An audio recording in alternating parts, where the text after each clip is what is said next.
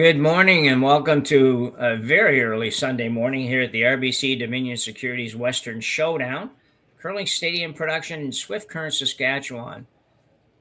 My name's Jim Nixon. I'm joined by Sam Steep on the mic this morning, as well as Connor Sims handling our production. So, in other words, what you get to see is thanks to Connor and obviously Jerry.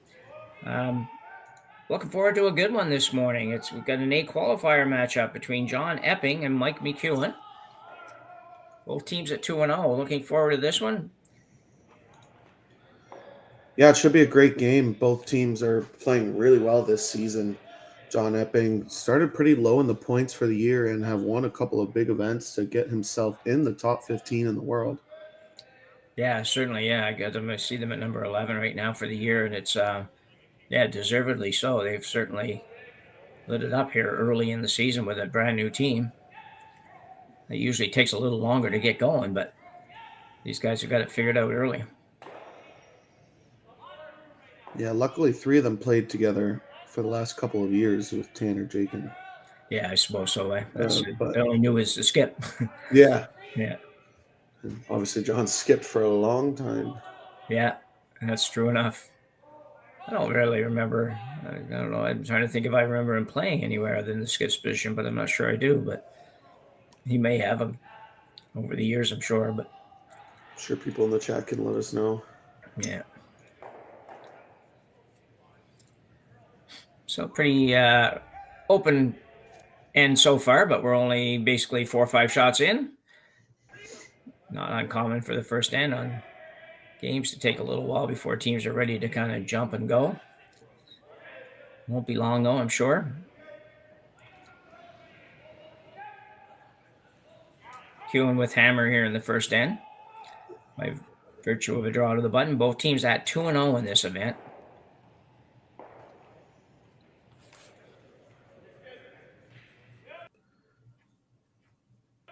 Yeah, Mike's team also coming off of a Brier final where Mike was arguably the best curler at the Brier last year, and probably looking to get onto that first step this season, especially with all the team changes. They're one of the few teams that stayed together. Yeah. Yeah, these two skips, sort of at least, are sort of have a similar path over the last few years. McEwen a few years back was winning everything. He'd win slam after slam, event after event, and then kind of just went away from that a little while and didn't play as much, didn't see him out a lot, and maybe not a ton of success. And John's sort of similar, maybe slightly different level, but not very much. And now both are back, and as you said, they're two of the best teams in the country right now. Or in the world, in fact. Yeah. It's sometimes you just have to search for that right combination. Sometimes you find it early in your career and you get successful, like Mike and John did, and then you try a new lineup. It doesn't click, and then all of a sudden your confidence is gone, and it's a real grind to get back up to the top level. Yeah, another example is somebody like Kevin Cooey that is never misses. He's didn't miss his first slam probably ever recently, and is struggling to be in contention to get into slams in the future here right now. Trying a few different lineups, and just nothing has really translated into real success yet. Yeah, that team has a lot of good players on it, obviously, and they just haven't found that the best combination for it yet. So John Epping playing with the Horgan brothers, Jake at third, Tanner at second, and Ian McMillan at lead stone. And we are now at third stone, so this will be Jake Horgan throwing an out-turn come around here. But to roll out a little chance to kind of make something happen for Epping. Team is registered out of Toronto. Yeah, registered out of Toronto, but playing Northern Ontario playdowns. They have the birthrights there. The 3 of them do, and John Epping obviously will be their one allowed out of province player. Yeah. And only in Ontario could you live in Ontario and be an out of province player. Yeah. And, I mean, the fact is, three of them live in Toronto. Tanner, Jake, and Yeah, John. So yeah, it is quite funny, but kind of like the Holman team a couple years ago when three of them lived in Alberta. yeah, Uh, it's just sometimes the way the cookie crumbles. yeah.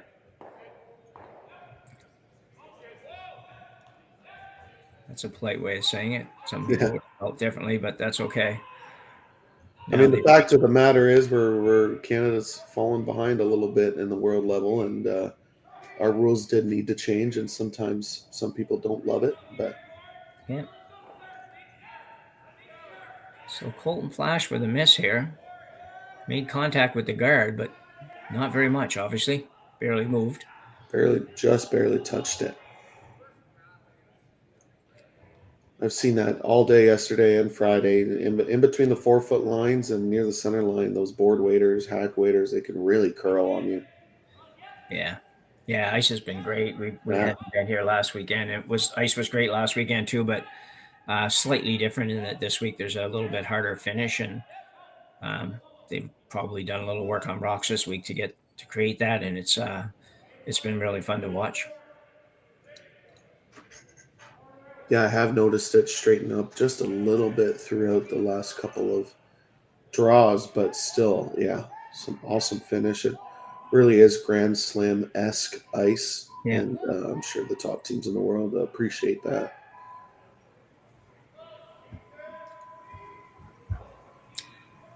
a little tap, not quite the right line, but perfect weight. Just over curled a little bit. Bump the object stone out into the open. So Flash with a little chance here to make a hit and roll and maybe set up the potential two for McEwen. Yeah, that just over curled on Jake. It does basically mean this end is not going to be a blank. Yes, that's probably for sure now. I never know. I always hesitate to say that with I these know. systems, Yeah. but I think you're right on that one. Try to carve this over.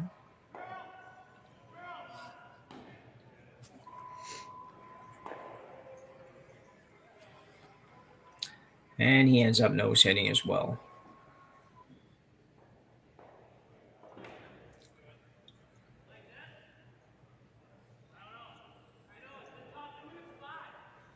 So John Epping carries a resume with him as being one of the best shot makers in the business for a long time now.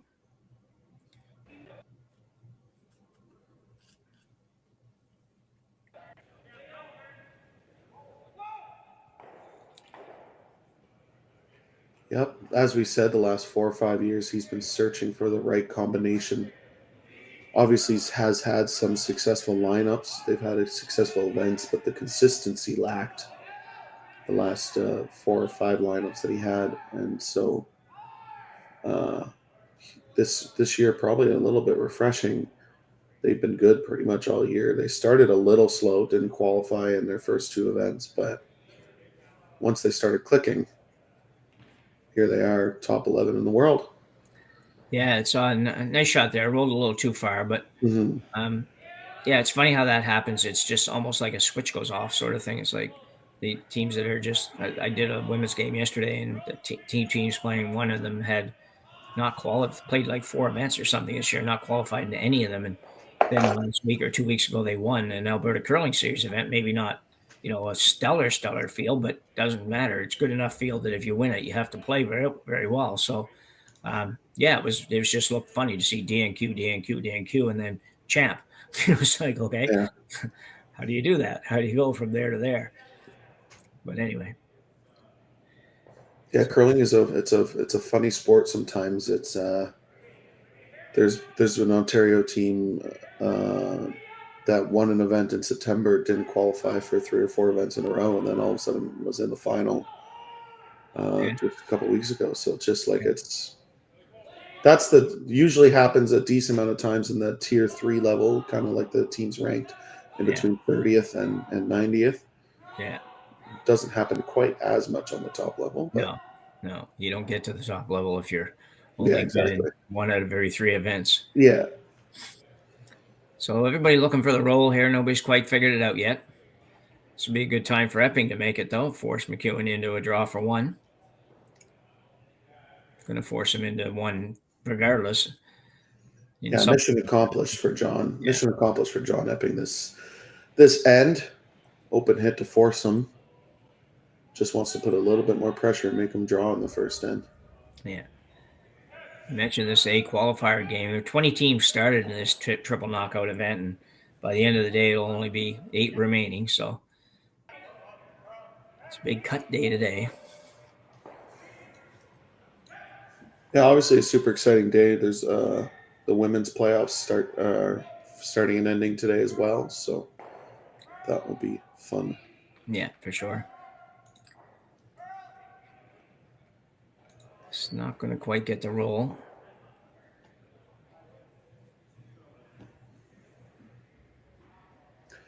Yeah, and one of the, certainly one of the fan favorites, and one of the top teams here won't be in the playoffs in the ladies' side there. Carrie Anderson losing last night, I believe, to Caitlin Laws and eliminated from play. Yeah, first event, Shannon was back and took the last game that they played off. I wasn't sure if they planned that the whole time, or obviously haven't talked to her physio or anything, but to get the inside scoop. But they played with 3, and I commentated over that game. It was a lot of misses where adding that one more sweeper would have they probably would have made a lot more shots, but that's just the way the cookie crumbles, just like I said before. It would certainly sound like it was something that they didn't want to overplay her, if you will, hoping to maybe make the playoffs and have her available for the playoffs. But good shot from Mike McEwen here, and he'll pick up his 1 point here in the first end. As you say, certainly success for John Epping. That would have been his hope for this end, and he will trail Mike McEwen 1-0 as we go to end number 2. Good morning. Welcome back to end number 2 here at the RBC Dominion Securities Western Showdown A qualifying game with John Epping and Mike McEwen. Epping forcing McEwen to 1 in the first, and Epping now with hammer in the second. Just a pretty average kind of first end, I think. Sam, they trying to make a roll and they couldn't. Took one miss from Flash wicking off that guard, kind of basically secured them getting forced unless they made a perfect hit and roll, which just didn't quite end up happening.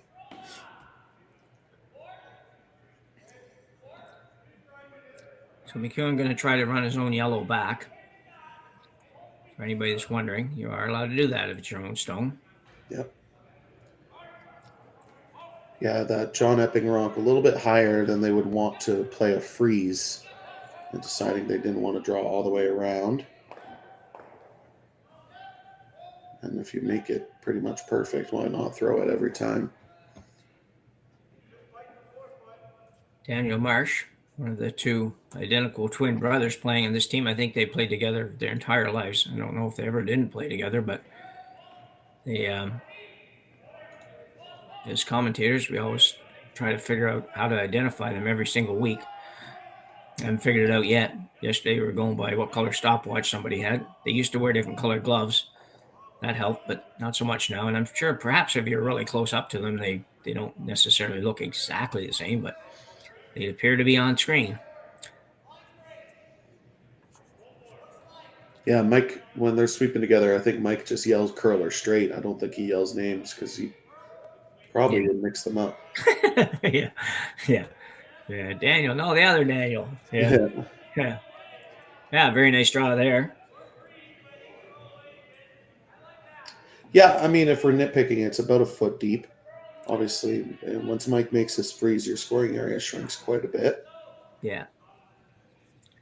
Well, it's only 17 minutes after 8 in the morning out there, so we'll give him a couple of hands to get better. Coffee hasn't gotten to the veins yet. Exactly. Yeah, it barely got to me, and I'm only just sitting in a chair. And it's 10 o'clock where I am, not 8 o'clock. So. Good lucky you. Yeah. Guys working hard on this one. Trying to get it over, trying to sit on the red. I mean, one of the reasons these 2 teams are in that top 15 is their sweeping. The sweeping has obviously changed the sport quite a bit the last couple of years. But it makes a lot of shots still, even with all the rules. Yeah, gone are the days when you had to sweep at 90-degree angle to the line of the rock and all that kind of stuff. That's Yeah. for sure. Used to be a lot of complaints about that at the local level. Like, oh, he's not sweeping properly. It's like, yeah, well, he wasn't. And legit, they weren't. They were sweeping No. with what the rules were supposed to be then. They didn't always adhere to them either. But let's meet Tanner Horgan now. Tanner, the older of the two brothers, and I believe was a skip himself for a number of years. Skipped for a long time, went down to Vice a couple of times for a couple of different skips. But this year, his first year playing second competitively, and has really dialed into that role. I've played against Tanner all the way back to elementary school playdowns, and he's always known how to throw the high hard one, which as a second, you tend to throw that more often than not. Yeah, Sorry, go ahead.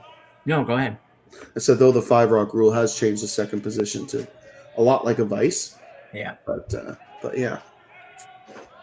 Yeah, back in the day when you used to pick a second stone, that was your only criteria. Could he hit well and could he throw peels? And it's like nothing else really mattered. It was like the lead. As long as they could draw, that's all that mattered. Didn't care if they could hit the broom or anything else. But that's not the same anymore. You need to have 4 players, everybody make all the shots. And certainly the second and the vice are very, quite often are throwing similar type shots. It was a good shot there. It's one of the main reasons why you see a team like Einerson and Holman be so successful is they brought in skips and vices down to second. And just makes their kind of like people talk about how in hockey and in football, how much depth teams have. And same in curling. Like, there's no secret. Just catching the replay here. Great shot here. Yeah, perfect slash by one of the Marches. Yeah, that's the way I was yesterday. I think that's Kevin. Kevin, yeah. Yeah, Tanner trying to get to the inside of that freeze as he makes a double peel and almost gets rid of all 3 yellows. Just like we were talking about, his hit weight is. Yeah. Obviously one of the best. Yeah, look at it. Yeah. It's a great line call. This was lined up, but you still have to make it perfect. He needed to hit it just a little bit thicker and all 3 yellows go, but rolls to a corner guard to perfection. Yeah, end result pretty good. I think it's we're still relatively early in the end, halfway through, and now John does have a corner guard there if he gets a chance to use it. Play probably going to go away from there a bit, so it may not get to be used, but it's there, and everything else is gone, so it's no trouble at least at this point. Gold Flash just trying to throw a draw, basically somewhere around the top of the 8-foot. A little bit surprised they wouldn't maybe try to stay a little further away, but from the corner. But the corner also is, if you roll behind that corner, you're also not going to be shot rocket. Or you weren't. Now they're going to see a double attempt here. Yeah, pretty natural double, about thick half of a rock. But we talked about Tanner's hitting ability. Jake's is obviously just as good. You know, they were practicing 20-foot run backs at 10 years old, so wow. They know how to throw.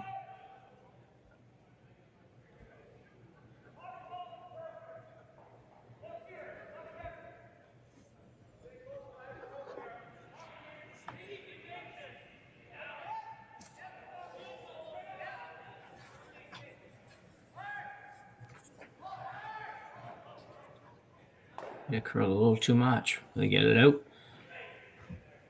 Not quite.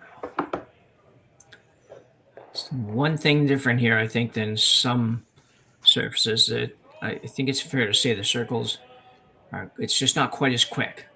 Yeah. My striking bands maybe a little bit off or whatever, but they're just rocks don't rocket across here. Even trying to get the rolls. So many rolls we've seen this weekend where they just don't quite get the roll because they're short of the roll, not because they've gone past. So Yeah, rocks play a big factor in obviously in that. The ice obviously the ice we've complimented it all week. It's been great, a lot like Grand Slam ice early in the event, but not a lot like Grand Slam rocks. Obviously, Grand Slam gets to play with some of the best rocks in the world, but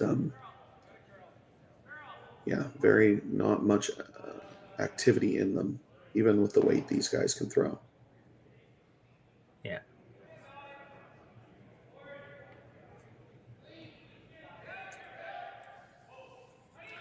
Been playing the double here.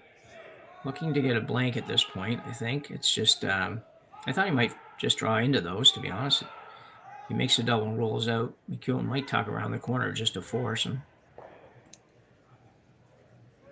Coming up pretty good. Might hang on, but I don't think. So all the yellow's gone. Red's gone. Everything's gone pretty much, except for one lonely corner guard. Yeah, decision for Mike. You know, in the second end, you don't hate a blank. You could just put this in the 8 foot and basically force a blank end. But when you have an opportunity to force a team, it is very tempting to do it. Jake Horgan making the double. The Horgans have a pretty famous sister, too, in our sport. Yeah, she's pretty good at curling. Yeah. Tracy Fleury. Yeah. Former number 1 in the world as a skip. Mm-hmm. And now playing third with Holman, who are unquestionably the most successful curling team of the last 2 seasons for sure. Yeah, a total of like 7 losses in the last 2 years. Yeah. Something like that is obviously just incredible. Took that lineup about a year to get into it, but wow, have they not looked back the last 2 seasons. Yeah.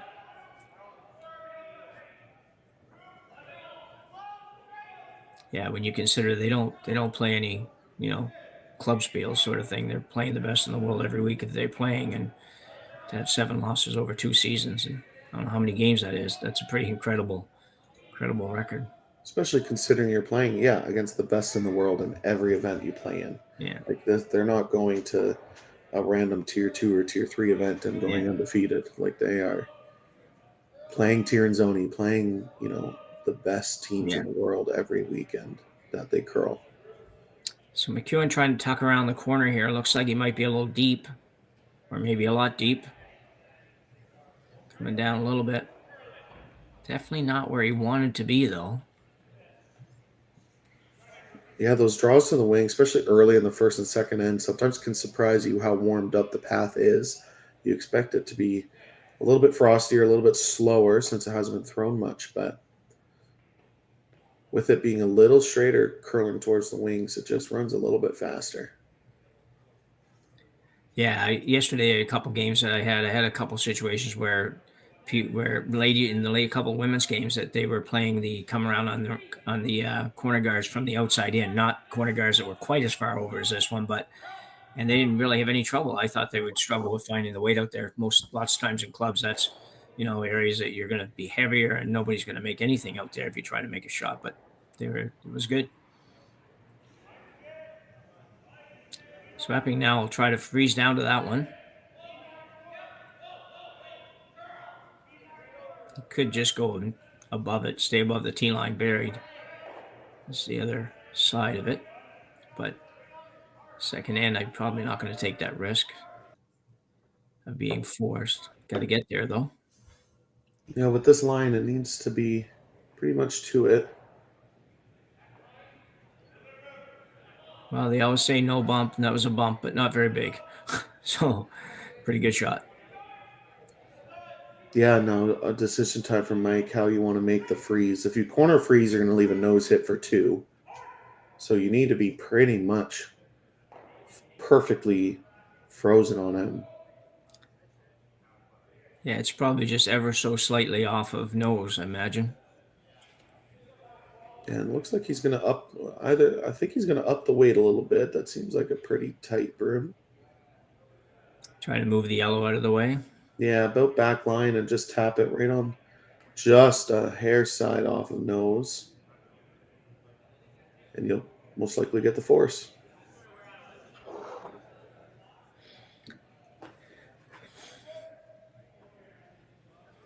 Yeah, that's Epping shot is one of those, if you freeze, he's going to come right down behind you and freeze. But if he's ever off just a little tiny bit, he may give you a chance at your 2. And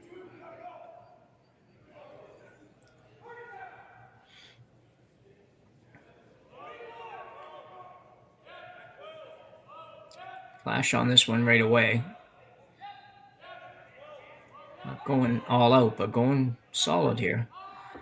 Trying to get by. Will they sneak her by? Yeah, they're by an inch or 2. Over curling a little. But just by virtue of tapping that versus sitting on it, now John won't be able to save his red one if he hits it at all. Yeah, it's basically a force. You could throw a draw weight, back 8, T-line weight, tap, and I think that's what he's attempting.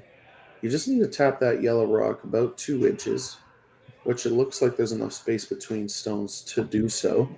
Yeah, you're right. It's one that you if you can just almost just feather the hair, you can probably get it out and stay. But got to be really careful. You don't want to throw so much weight that if in effort to try to do that, you slide by everything. Be a great shot if you can make it.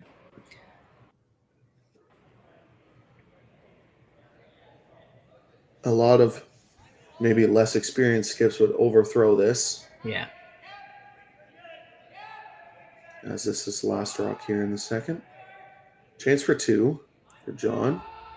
Needs to hit about less than a quarter of this rock. Might be close. Wow, that is a great curling shot, isn't it? Looks like 2 reds. Amazing shot by John Epping. Very, very little room for error there. You'll see it again here. Go ahead. Yeah, I mean, just great sweeping. They had the broom down right out of his hand. Perfect weight. He didn't overthrow it.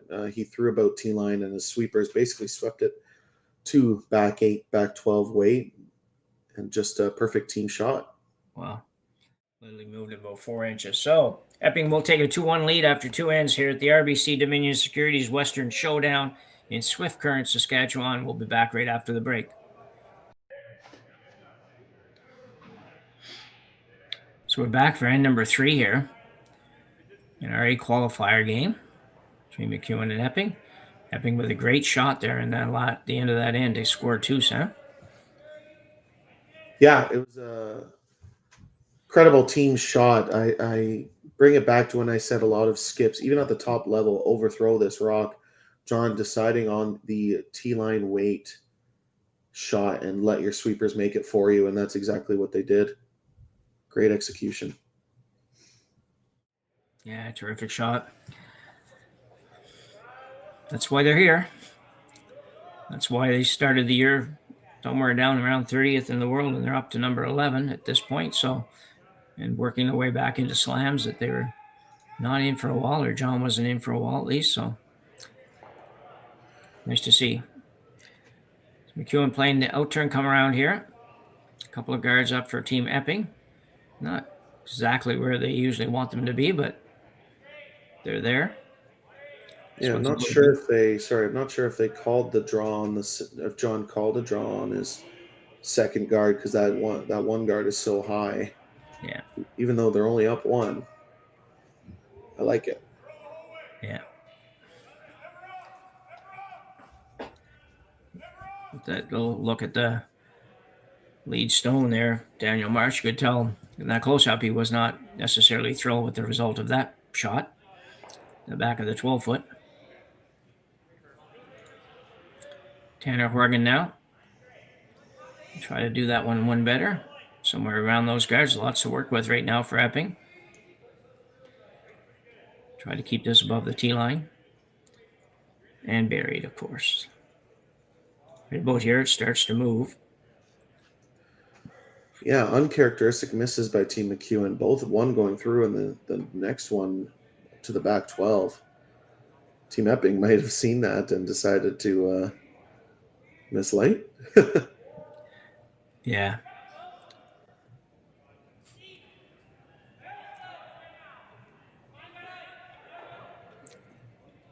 Yeah, not what they were looking for, but there's enough stuff out there now that McEwen's going to clean some up a little bit. But now that we're at the point that he can do that. Well, when you have hammer, at least your enemy is staggered guards. So they Mike, realizing that, just deciding to get rid of it as soon as possible. Looking very intent on this shot, Mike McEwen. The laser eyes going. Kevin Marsh now. Trying to clean things up a little bit for his brother. Might stay. Does needed to get a little closer to the nose on that one. That's going to happen a lot. They needed to get pretty close to that center guard to make it. Yeah. It does open up that center line, though. And it is a very high guard, as you can see on the right hand of your screen. You can't even see the center guard. Yeah. Hard to hide. Yeah, you're right. I found that early in the week, at least, the corner guards were going up too. People were putting them up, and they were so high that they really didn't guard anything. Even though you probably couldn't see the rock you're trying to hit from the hack, it was you could actually go past it if you underthrew it a little bit. Tanner Horgan now with the intern hit on the yellow at the back of the 12-foot.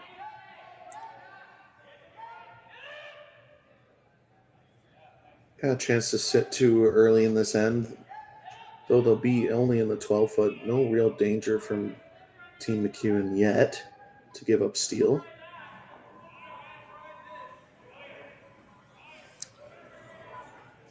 That was a very delicate takeout. It was just not even maybe quite hack weight. Yeah, it barely eliminated the stone. Yeah, I know. Yeah, I'm sure he wasn't throwing it. He had a lot of ice. He wasn't planning on throwing it very hard, but might have been a little softer than he was thinking. McEwen now going to play the short run back on the yellow here. If he can make this good, he will have one in the house and with a guard on it, albeit short, but with hammer, it would be a decent setup. Kevin Marsh with his second here in the third end. Yeah, Mike is obviously trying to score his two, but he's perfectly fine with a blank end here and trying to get back onto even ends. It's a good shot. Yeah, no mistake. Yeah. Epping will probably make a play on this.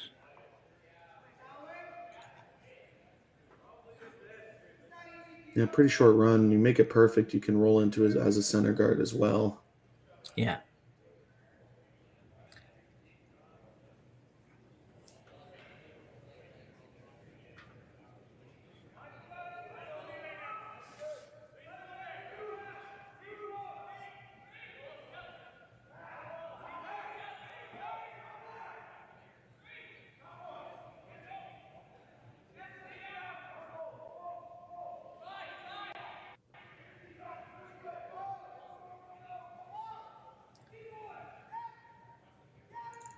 Short run back for Jake Horgan.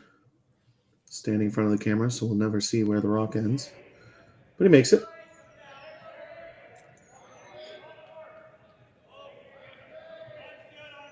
And like I said, Mike is perfectly fine with a blank hitting that rock in the back 12. Yeah, with just 4 to come, only 3 for the Epping team. Figures you can run this out now, not get forced anywhere. Important to stay on the shot, though. So even though the guard is high, if Epping goes around, it might not be quite as easy to remove and roll out both. Marsh brothers on this one. Need it to curl just a hair more. It should be fine. It is.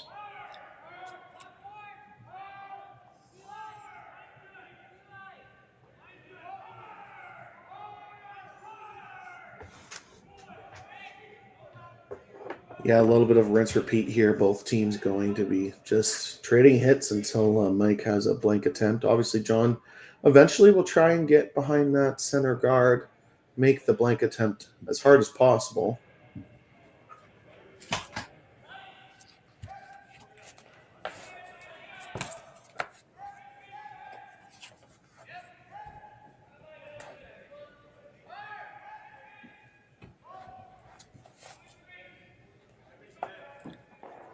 And Jake Horgan with the hit and stick.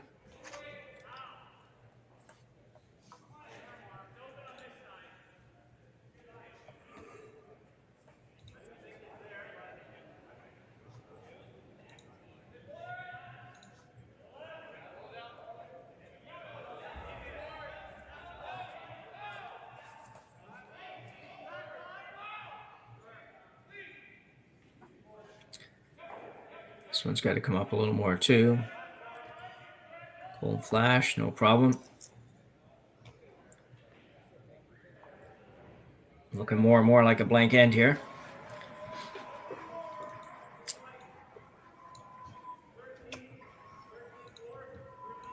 Epping could hit this on the nose and get McEwen to hit it on the nose. He might go a little harder to make that roll and make that blank just a little bit tougher.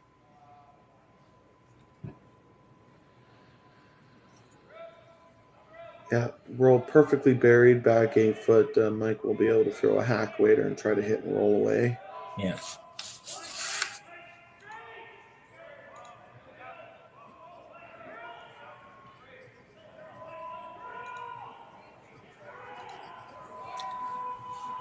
John Epping just with a soft hit here.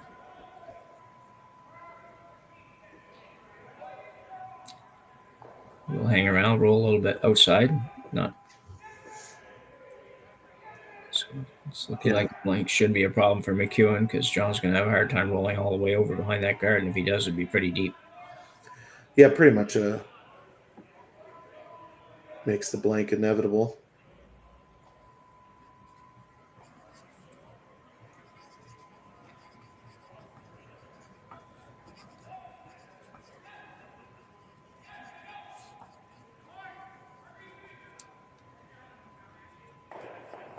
Kind of a defensive indifference in other sports. If both teams don't hate a blank, John's team obviously being up 1, they would have liked to keep the scoreboard on even ends, but blank is certainly better than giving up 2 or 3.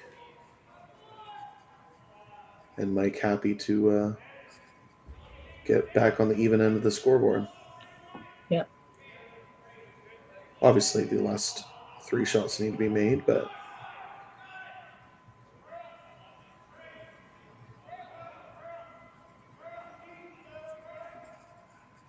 he needs to stick around. He might roll out here. And he hangs around. A little bit of panic at the end. Yeah, it's one of those where, like you say, the rocks being just a little less lively, he was able to hang around even with only 2/3 of the stone or so.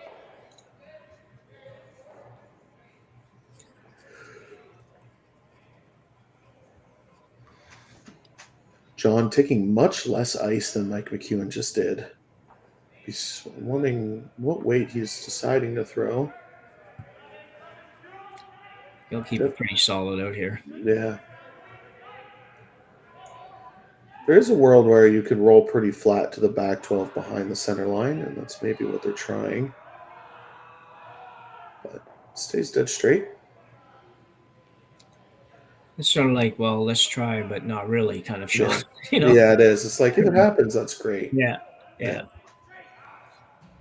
Let's try. If we get it wrong, we'll roll right behind the guard. Something perfect.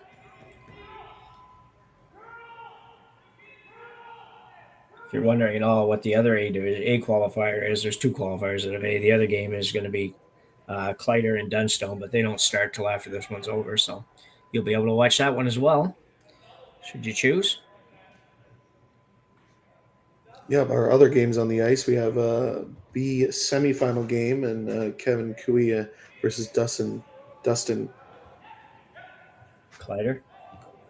No, Kaltoff. Yeah.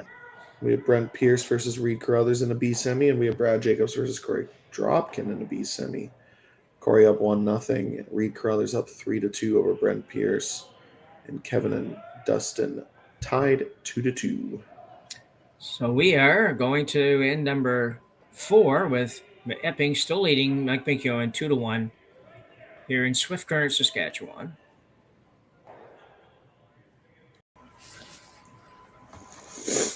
So we're back for end number 4. It'll be interesting to see what happens here. Both teams have been pretty conservative so far. So here in the 4th end, McEwen blanking the 3rd.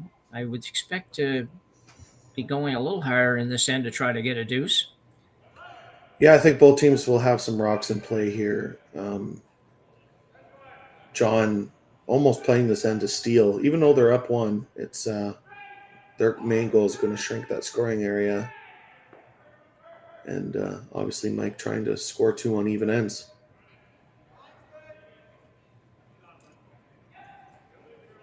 For sure. John Epping up with 1 guard up. Going to come around that one. Don't know if he's going to bury here. He's going to have to go hard. Tanner Horgan saving all that skipping talent for skipping for all those years, sweeping talent rather. Had to use some there. Got it in about half buried or 3rd buried. McEwen now is going to go around the corner. Yeah, with the hitting ability, of both teams, not really worried about the two center rocks right now. If you're Mike McEwen, you're just trying to set up your second point, get this buried behind the corner guard.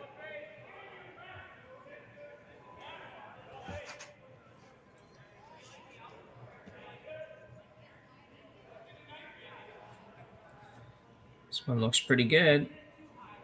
They really go to the outside when you can get them going. Once they start, if you can get them right time, you can really move them in there well.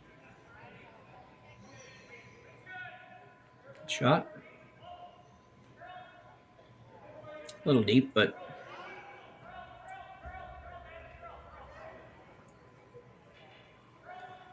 Epping looking for just backline weight so far, if that's the shot he ends up calling here. It is edge on edge, meaning it's pretty much perfectly buried, but because it's back 8 and that is a 2-zone guard, you can chase it with about half weight. Yeah. Obviously, not much margin for error.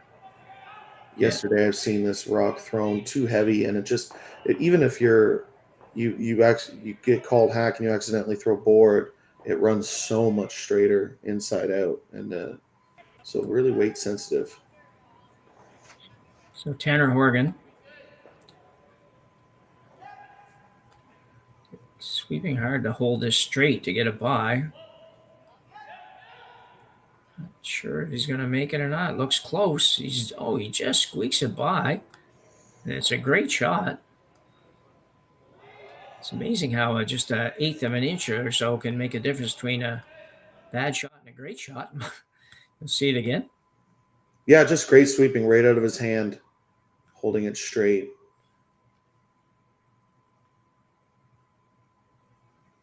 And just gets by the guard by 1.5 centimeters. Perfect weight. Yeah. The other thing that most of us don't think too much about with these teams is how well they read the ice. It's just, now it helps when everybody's throwing exactly what you ask and all that kind of stuff. For those of us that play mostly in club curling nowadays, it's certainly a very different situation. But regardless, they just read the ice so well, and they know where they can hold things and carve things and all that kind of stuff. So there's a lot to it, a lot more to it than most people probably think that don't watch the game all the time. Mike likes doing that with his broom. And yesterday I was trying to do a game with his, and I kept thinking I knew what he was going to play because he had the broom going like a sword sort of thing. Whatever. But anyway, it's just a personality trait of his. And that's what he does. Yeah, I do the same thing.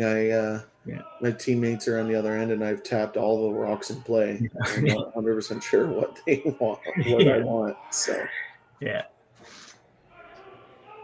It's where the mic on a player or something would be a help, but down the road.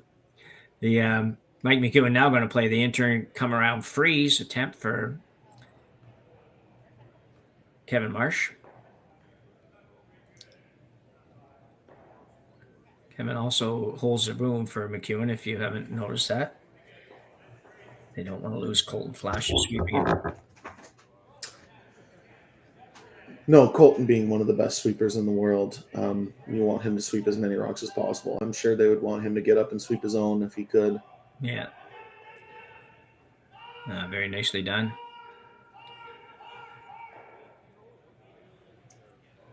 Epping now will ask. Second stone. Tanner Horgan to play the same shot, just trying to get a little bit to the inside of it. Yeah, we talk about both teams hitting ability. It's really important to set up the angles properly. Tanner wanting to pretty much fully bury this, but don't want to line it up with the Mike McEwen stone. Yeah, it's going to have to finish hard here. He's probably a little tiny bit heavy. Maybe it's, maybe not. Looked like it was maybe a little bit heavy on that shot, but perfect. Very nice. Yep, no mistake. McEwen's now going to peel the. Looks like he's going to play the peel on the guard. Strategy-wise, both skips understand when they're one shot in trouble very quickly. They know their problem rock always.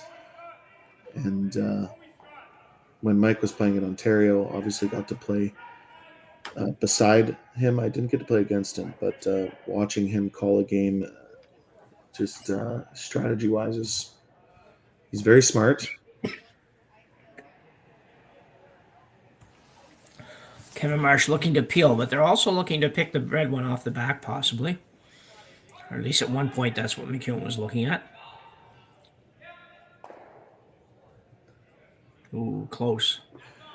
Found a pretty difficult hole. Yeah, and I'm not 100% sure. Oh, sorry. I'm not 100% sure if they were trying to get the back one or make contact with the one behind, but I don't think they were trying to make contact with the rocks in behind. Left the guard partly, so that's not good. Yeah, a little bit of a mistolerance there. Probably the first one of the game, really. It's the main goal there was to peel the center, and maybe make the run back and roll to a corner is just the perfect option, obviously. Yeah. But to unlucky enough to get right through the hole of the run back and leave the center guard.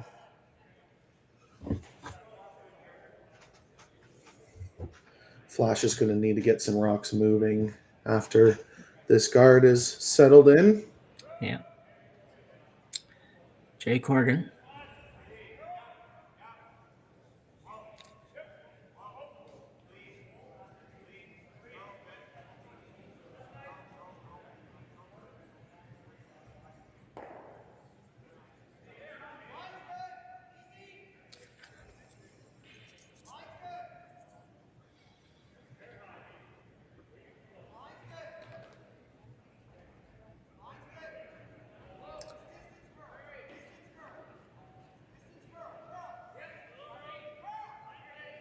Willing this rock to curl. Does so just enough to where that I don't think there's a run back. You probably can make it with a lighter weight run back. Yeah.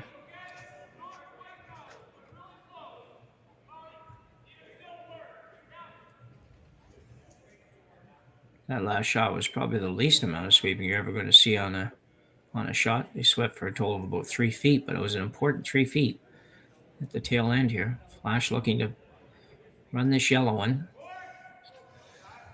Yeah, trying to make some noise in the middle, change the angles up.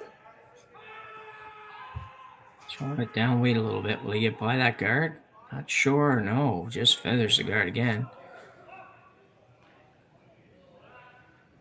Yeah, that wasn't an easy shot, but definitely had an opportunity to change the angles in the middle and just overcurled by a half an inch. Epping will look to put another guard back up there. Probably overlap that yellow just a little bit more than they did. Force McEwen to maybe play the peel again with only a couple more rocks left to go in the end. Yeah, you basically want to split center, maybe just a little bit more over onto the yellow. Yeah. Your main goal is to guard that red in the top 8 foot.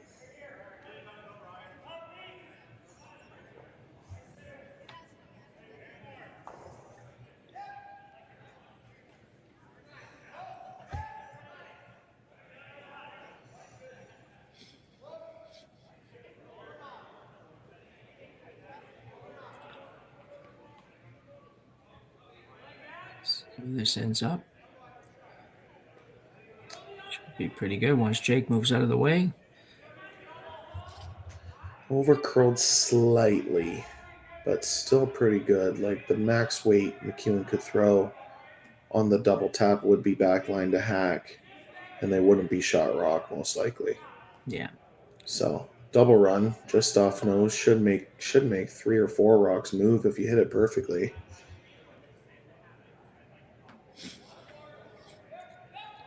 Cold Flash, no trouble throwing this weight for Colton.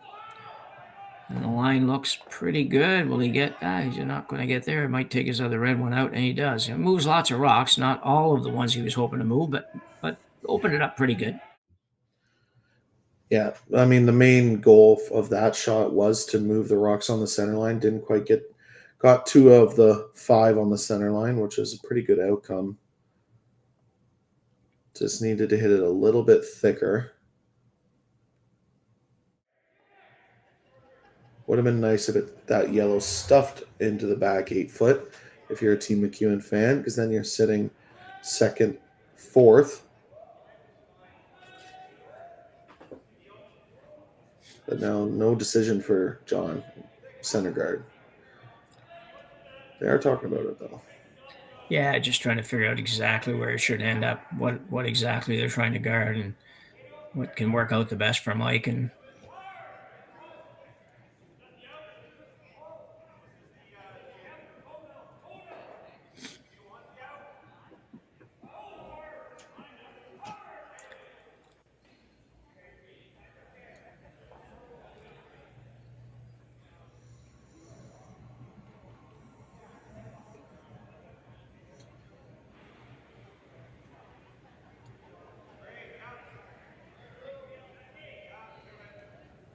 got it figured out pretty good now. You're talking about probably about 2 inches difference in the 2 shots that he's looking at here, but it's that precise sometimes at this level. Yeah, and I mean both teams aren't slow, but they aren't on clocks either. They can. These are the events that you're learning as much as possible before the big events at the end of the year, and yeah, just trying to find the perfect spot, and the perfect spot would be just biting center line. Yeah.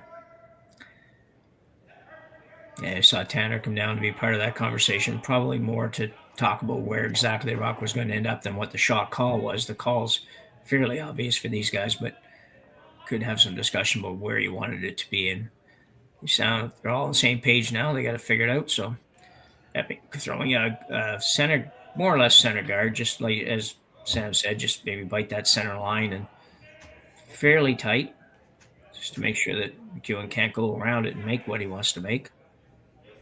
Didn't look like a ton of ice. I'm not sure. They obviously know better than I where to put the broom, but I have seen a ton of guards over curl. This one certainly isn't. They just need to sit for weight. Needs to sit down.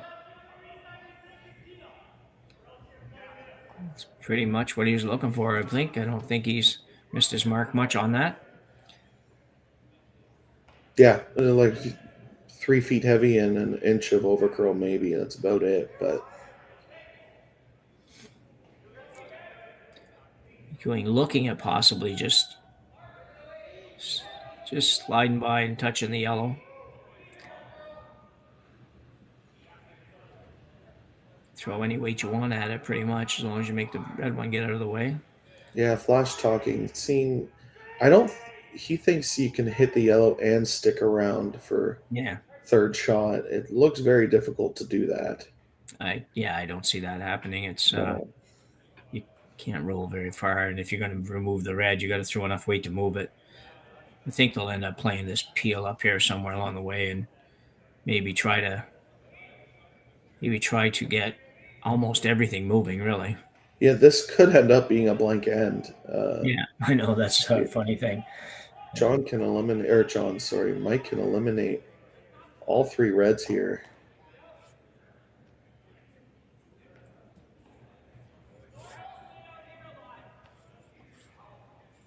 That is the only bad part of John Epping's shot, was just how deep it was, and Mike McEwen's hitting ability. You expect him to make some noise down the center line here. Yeah. Yeah. Yeah, I think it's safe to say probably things will change. The look of this end will change here after this shot. And as you said, if enough rocks go flying, there is a possibility still of a blank end here.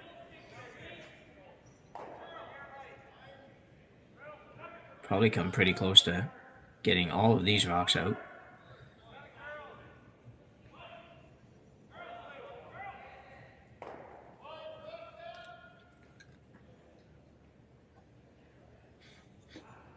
Might be running a little straight. Not going to get it much other than the top one. No, very much of a surprising miss by Mike. Yeah, exactly. That one is one that you think you do, even though you got rid of the guard, you do classify that one as being a miss. That was a pretty short run back for these guys.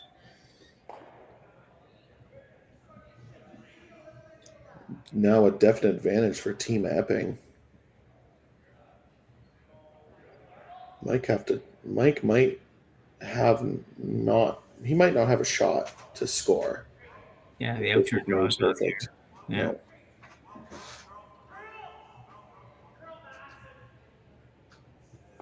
There's not really any yellow ones to drive in anywhere.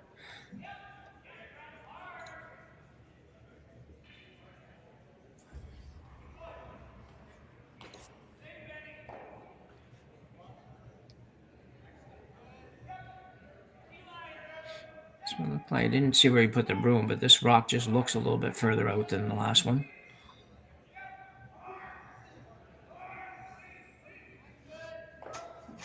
Yeah, broom's down for the sweepers this time. Be a little higher. At least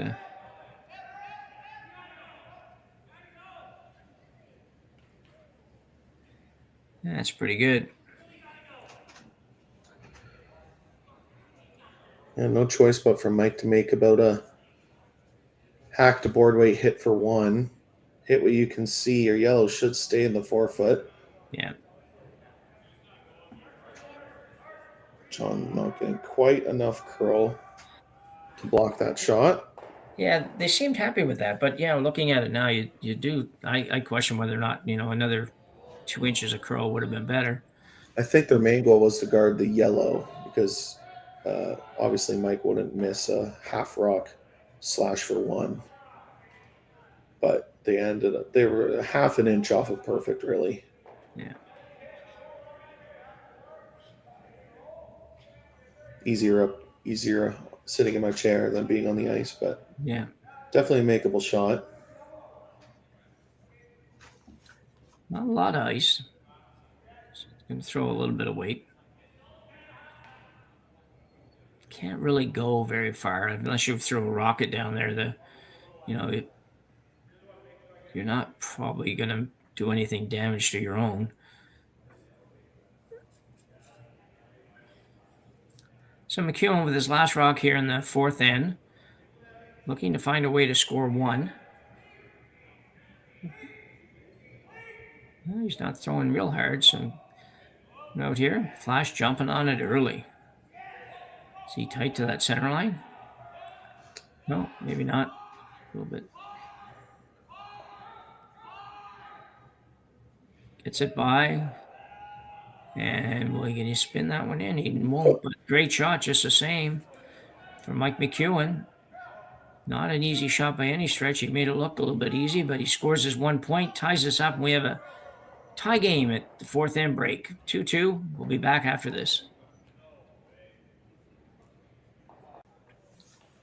So we're back here for the start of the fifth end. Jim Nix with Sam Steep on the call of this A qualifying game here at the RBC Dominion Securities Western Showdown at the Swift Current Curling Club in Swift Current, Saskatchewan. Not much has been settled here yet, Sam. We basically are where we started this game. Yeah, 2-2. John Epping having hammer.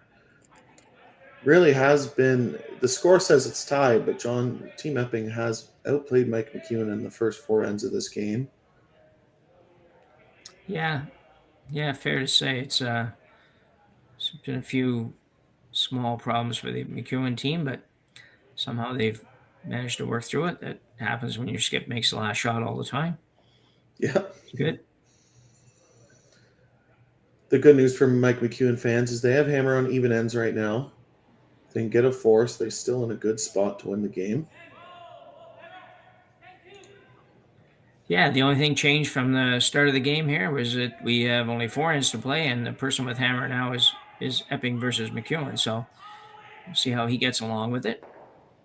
Trying to throw just a draw to the house here. Want to get it by the other one, and they will. They're back around the tee line or a little beyond to be good. Good shot. Pretty much perfect. Yeah. It's a strategy with the 5 rock rule that we've seen quite a bit by teams with hammer, especially early on. Yeah, it's a bit new, I think. It's I've seen that myself a little bit over the last couple of events, and it's just not something we saw much before that. It rarely would somebody just throw a draw to an open spot on the ice. Unless it was like later on when they're trying to split the house for 2 or something, but not so much on the early parts. I seen a couple of years ago. I saw this strategy with a Asian team. I'm not sure if they were, but and they would play this strategy. The other team would nose the rock in the 8 foot, and then they would freeze the rock that they just that was just hit, Okay. and try and set up 3 points that way. Now for Team McEwen, they rolled behind the center guard, so obviously Epping won't be freezing. But No. fun strategy, fun for us because that means there's rocks in play. Yeah. Yeah, everybody's looking for a different idea sometimes of how to score multiple points, and it's not always easy to do against these teams. I think John Epping being one of the first skips to call the double center guard with hammer when the new tick rule came out. Yeah. And obviously a very aggressive play style, but you can score 2 or 3. You don't bring it out often, but And that's with the new center line tick rule. yeah. Oh, okay. Yeah, I haven't even seen that myself yet. So Yeah, it's fun. yeah.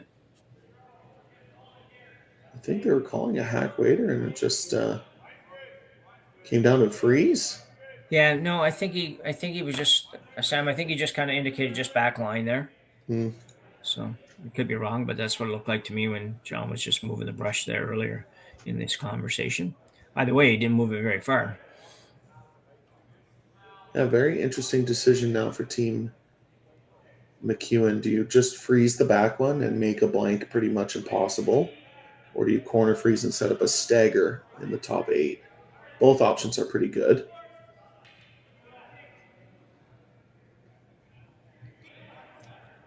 All right, everyone, we will be with you here on the Curling Stadium Network all day long, and tomorrow as well, but certainly all day today with the women's playdowns and the men's event getting down to the playdowns, and going to be a lot of games. Obviously, a lot of games commentated, some not, but you will get to see your favorite team pretty much guaranteed at some point today, if not 2 or 3 times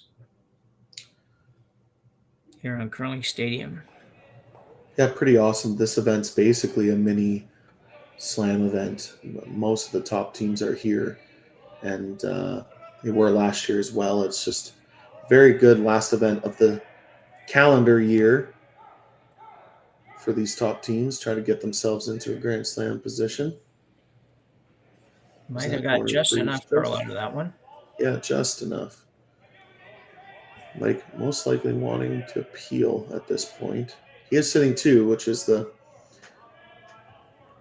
interesting part. That's probably why he's thinking about it.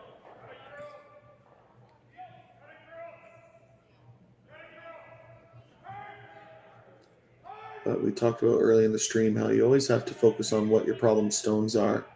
Yes, You're sitting 2, but one's in the back 4 foot. That only helps Mike McEwen.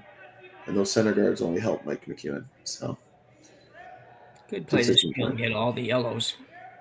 Yeah. If you want a bit optimistic, pessimistic, so say, yeah, you can also get the red, but we'll go with you can get all the yellows for now. Definitely there. I don't think Tanner's convinced about the peel. I don't blame them. They are sitting 2. Yeah. It's just, Yeah, it's hard not to want to just say, let's just run with this. Come around that one that Mike just threw, even go to the top of the 4-foot, 3/4 buried. Now you're sitting 3, and McEwen might be playing the same shot. this is just a good call. I think some teams, even at the top level of men's and women's play, would draw to the top 4-foot here, and then all of a sudden they're going to get forced or give up a steal.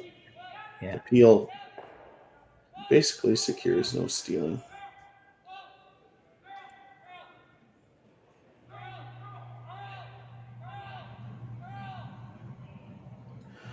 No mistake from Tanner. Yeah.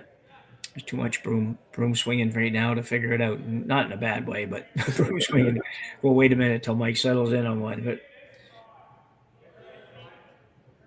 It's because those hard lines are so light, it's so easy to whip around. yeah.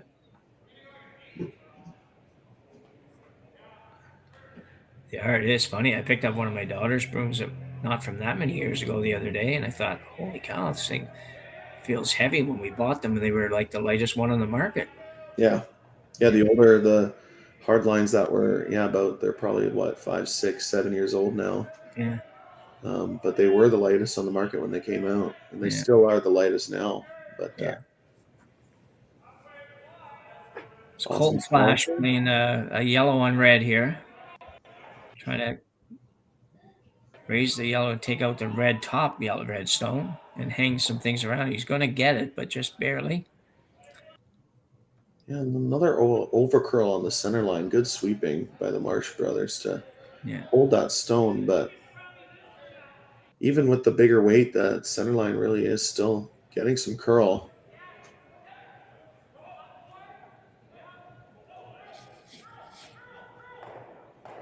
Team Epping still sitting 1 in the back 4-foot.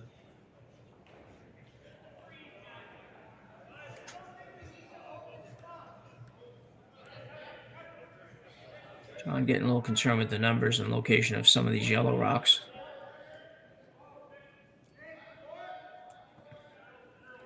Well, I guarantee you John's still thinking about a blank. Yeah. He's trying to hit this and roll, I think, to open side here. Talked about, that looks to me like that's what they would be playing, is to roll over into the probably piece of the 8-foot on the right-hand side as we look down at John Epping. Jake Morgan in the hack.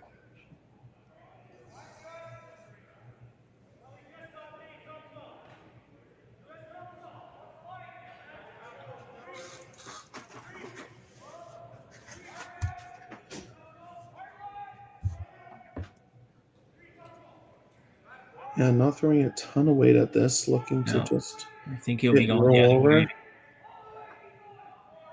Can we get a little more of it than that? Might have been better off trying to keep that a little straighter and rub off the yellow, but I thought he was trying to get across the face of that, but I don't know for sure, but didn't come real close to that. Need to hit a little more even just to stay in behind the corner guard, but opens it up for McEwen a little bit. Might be the first 0 we've seen from Team Epping in this game. Yeah, I think you're probably right. Now Mike deciding what the best position for his rock is right now. Epping sitting 1 in the back 4-foot. Pretty hard to eliminate. You could throw peel and get rid of both the red and yellow, but then Team Epping has a chance to blank. And I think that's what Flash and Mike will be talking about now. Yeah, you would definitely not want Epping to be. You're in a position here to hopefully, if you're McEwen, force Epping into one. You'd hate to make it easier for him to blank. Yeah, and I do think my opinion is the nose hit is probably the best call. You stay above the red, sit 2, not an easy double, and if Epping's team makes the double, you'll have a double right back. Yeah. And it's a lot easier than just freezing.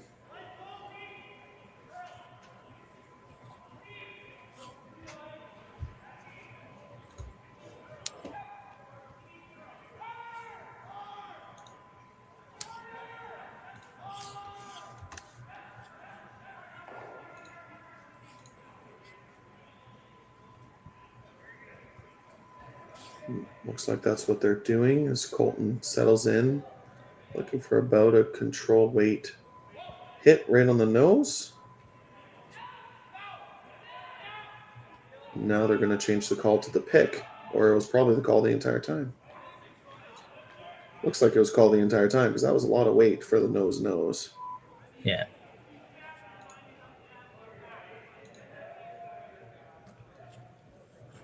And no easy doubles for Team Epping right now. They're going to have to make a couple. If Jake can make this hit and roll in front of the yellow, they might group the stones up to make a double to blank this end. But that needs to happen in the next two stones if you're a Team Epping fan. Yeah, they're certainly spread out pretty good here. So Jake Horgan looking to hit it, maybe make a hit and a little roll and get lucky, and McEwen maybe picks the back one off himself on the way. Only 2 rocks apiece to come. Blank's looking much tougher. Scoring's not too bad. Shouldn't be a problem scoring, but a little wobble for what Jake Horgan as he came out, but he looks like he got her back on track. And yeah, important to roll this. Yeah. Right in front of the other yellow. And perfect. Pretty much perfect. Overcurve very nice. Yeah.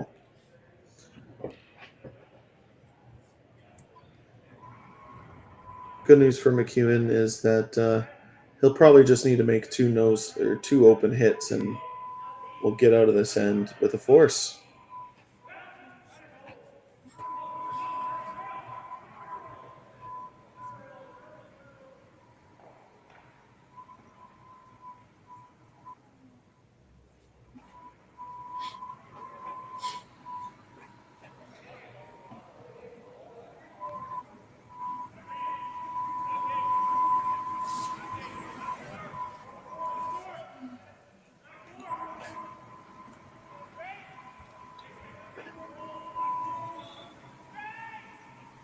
So Mike looking to hit and roll to the back 8 foot here.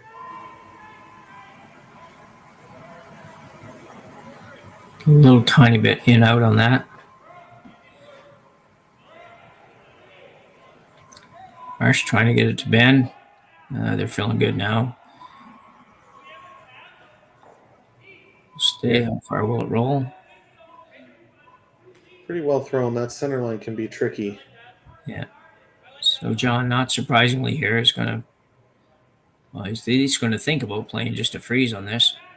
Yeah, and I think that's why Mike's not overly thrilled that Rock needed to either roll all the way to the back 12 foot or not roll quite as far as it did, because a little bit of a pocket. If John Epping could put this right corner frozen, about half to 3/4 corner frozen, it's going to be impossible to eliminate. Yeah. Obviously a very difficult shot, but still there. Yeah, I think he'll be very close on this.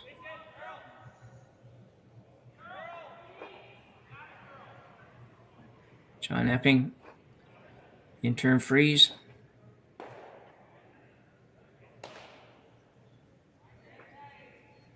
Sweeper's on a little bit hard early here. Might have pulled the string a bit. Or no, they're just letting up a little, but need to get to it. Normally when I see the second sweeper look up as much as Tanner is, it must be pretty close. Yeah.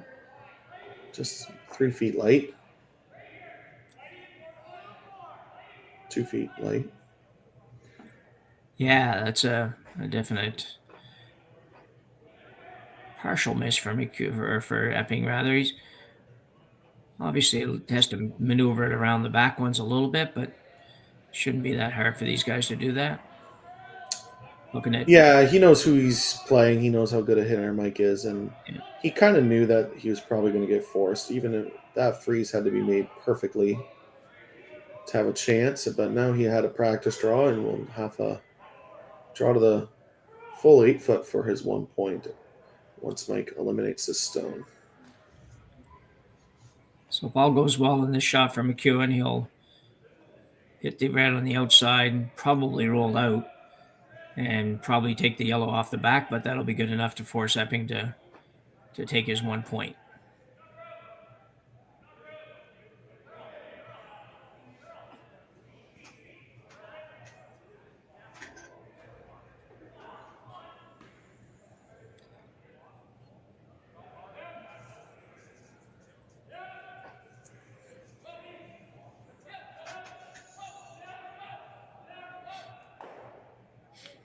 Oh, he actually took it right through the hole. Yeah. So a good shot from McEwen.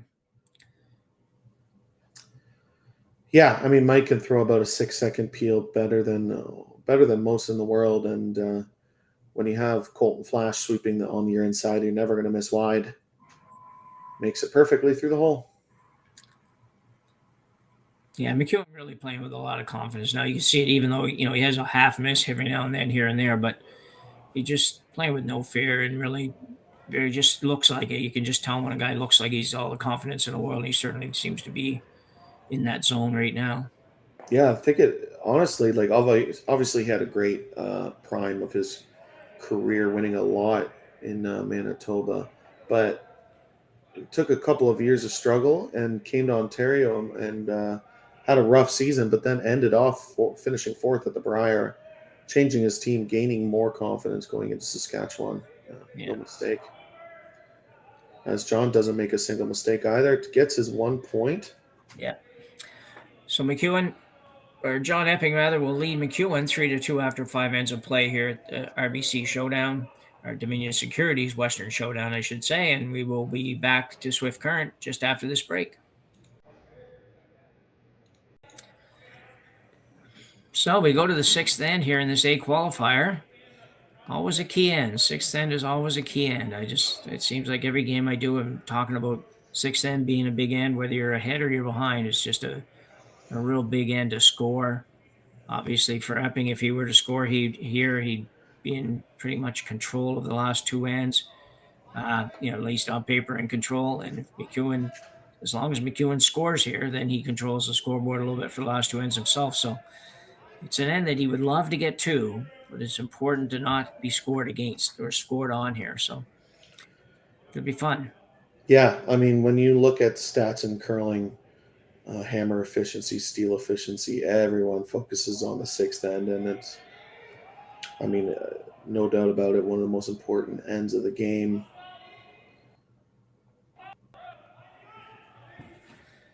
So Epping gets a center guard up. McEwen gets a corner guard up. Epping comes around. Not great position, but around a little bit. Now McEwen will opt to come around the corner guard with Daniel Marsh. Yeah, deja vu of the 4th end. Yeah.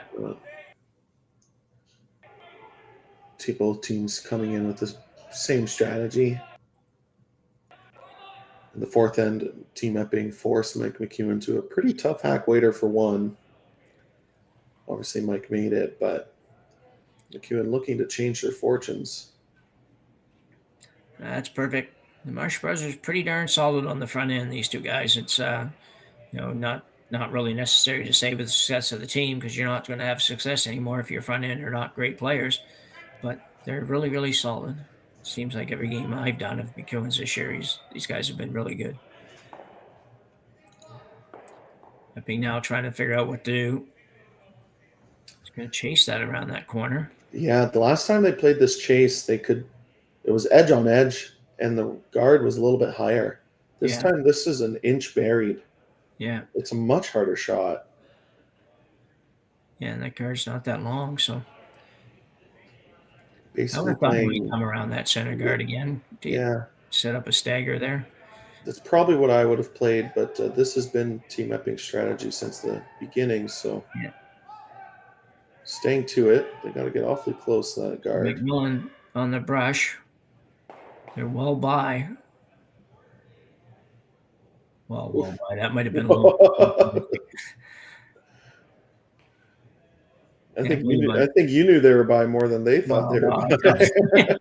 That's I was going to say, even at my ripe old age with the reader glasses on and everything. This gets awfully close to that guard, but that's how close to the guard you need it to be to make the shot. It makes it perfectly. Makes it look easy. He does. It was easy. I called it at the hog line. Anyway, great shot. Yeah, Nice and if you're McEwen. McEwen, like, where do you hide? That was an inch buried, and they could still pick it out. Yeah. And stay even, yeah. Yeah. Kevin Marsh now looking to remove the red in the forefoot. Yeah, open up that center line early in this end. Obviously, they were chasing in the fourth, so they want to score there too, but they also know that they cannot give up a steal. I was going to say he could make the double here. He came very, very close.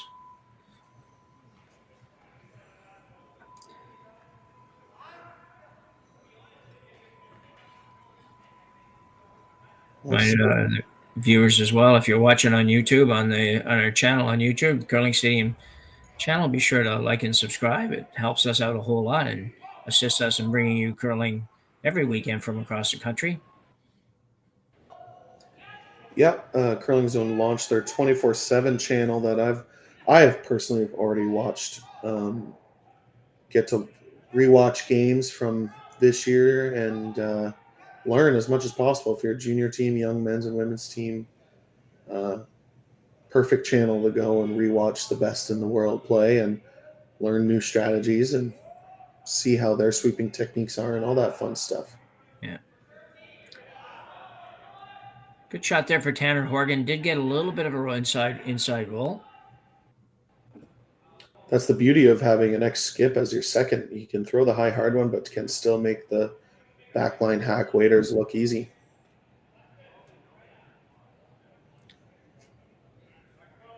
And Marsh with his second here in the sixth end. Looking for a tap and roll under the center. Try to set up their 2 points.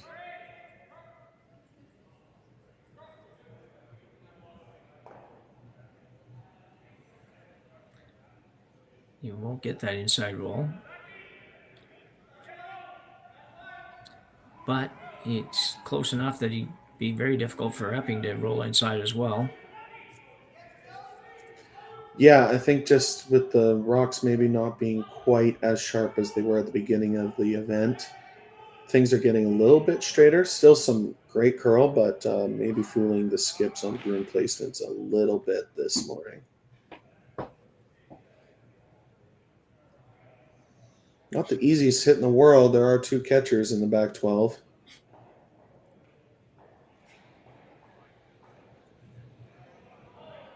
Jay Corden will try to avoid those. Could take it right through the hole, I suppose. I think that's what they're playing. Yeah. Much easier than trying to get to the inside of it. Oh, yeah, I agree, yeah.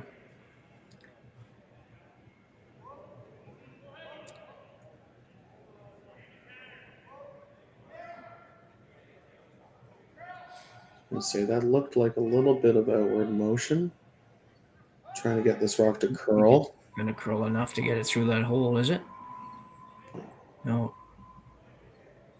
Didn't roll it off. He rolled a little bit further. He would have at least been number 2 at the back. Yeah, needed to curl another 1.5 centimeters, really, and it would have been made. Now Team Epping has a chance to, or sorry, Team McEwen has a chance to sit 2 with hammer. Just deciding which the best option is.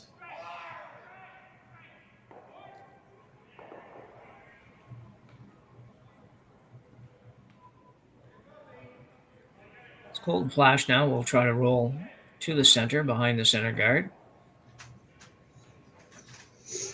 Yeah, if you nose, Team Epping will just make the hit and roll behind the center. You're pretty much forced to make it.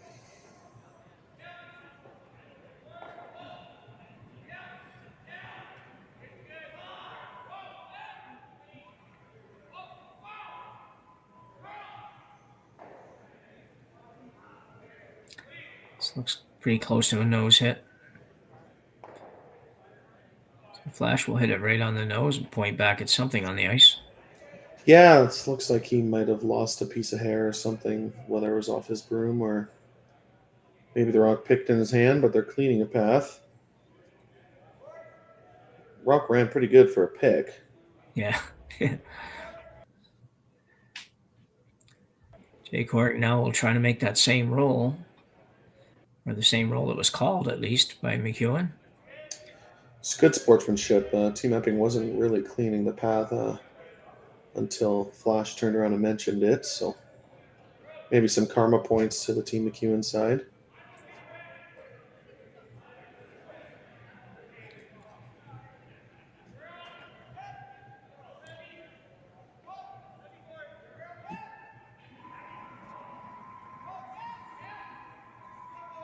Still trying to hold this straight, so it must be curling a bit. He must be close to a roll.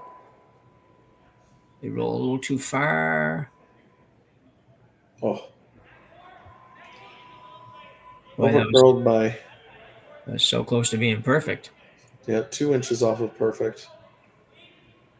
And now Mike still has a hack waiter to sit to. The good news is the overroll was the tolerance, because now you're going to group those yellows up, and John might be able to have a chance at making a double after this rock stops. It was much better than nosing. Yeah, I agree with that. Yeah. McEwen could make a perfect roll behind the corner here, would make things a little tougher. Yeah, then it's decision time for John Epping, whether Yeah. he draws around the center guard or tries to chase.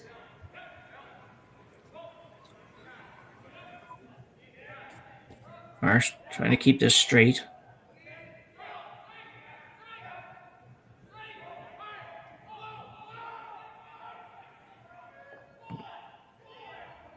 It's very close to that perfect roll. Not going to quite get there, I don't think, but a very nice shot just the same. Well, I guess he did. Well, as we've seen with Tanner's shot, this rock is pretty much wide open. But, Yeah. if you're Team Epping, you know exactly where to put the line. Go to hack waiter, try to roll in front of those rocks in the back 12 foot. Yeah, it's enough. It's enough buried that at least it makes that perfect roll back to the center a little bit of a challenge. You can't. You got to be a little bit careful with this. McEwen looking pretty good to have a chance at his 2 here, though.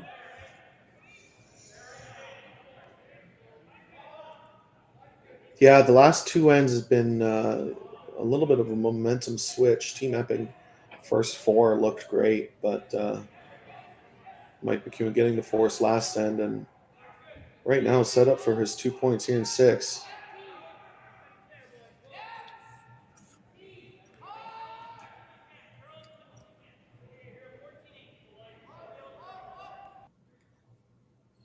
Bye.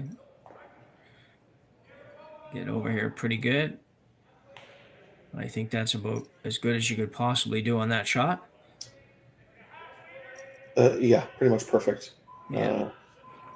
Mike has a hack weight, hit a quarter of the rock. He might still be able to sit 2. Yeah. It is very difficult. It might be at the point where you have to draw.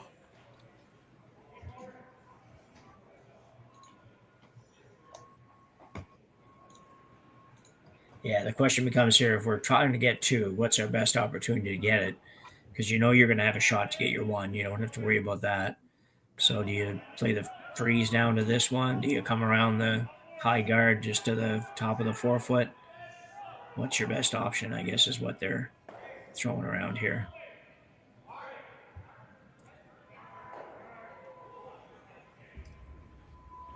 Yeah, I mean, John made a perfect hit and roll. You couldn't place that stone into a better spot. Very interesting to see what Mike decides. He's really focused on that red in the back 4 foot, not even really looking at the draw. It was just Kevin Marsh that suggested it. Yeah.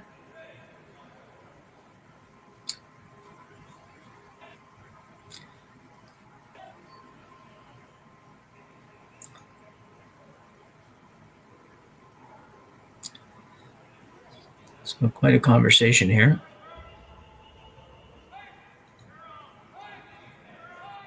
Yeah, unfortunately, don't have mics on the players, but the general consensus is, how do we score 2? And it looks like Mike's been convinced of the draw. I think that's basically what the whole team was trying to do. Yeah. I think this is a good call, particularly on the intern side. And you have the red one at the back if you go on the out turn, but these guys don't play the same way we play, where we might, you maybe, but us now. Those guys are past the prime with this stuff. We'd be thinking, well, the red one's a nice catcher there. But if you're really trying to get 2, this is the side to go, because much harder for John Epping to remove it if it's 2/3 buried versus on the other side. So. Yeah, it's really important to put this, just like you said, 2/3 buried, because we've obviously seen Team Epping make those backline hack waiters around guards all game. So that's why they talked about it so much. It's a pretty precise shot. Just full 4-foot would be perfect.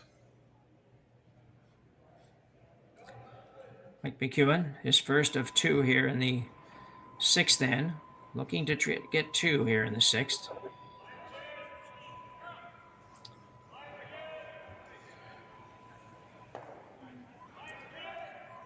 Cold flash on the inside on this. For now, she's swinging around a little bit. Oh. Well, they know that the over curling is terrible, so they do not want to over curl it.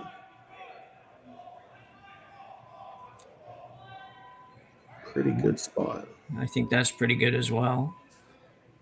So if you're Epping now, you could play the pick on that, get rid of it that way, but then you give McEwen a chance at something for 2, maybe on the other side, but I'm not so sure. It's pretty tough too on the other side. So without touching your own, you got to take it by and not even touch your own. So Epping's going to throw basically a peel weight shot here and just try to pick this out.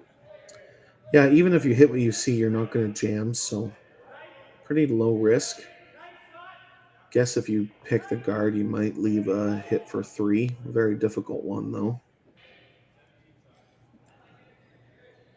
Yeah, I'd be thinking a quarter rock here would be what I'd be looking at. Quarter rock or even a little less if you're throwing it as hard as you might be going to throw it. So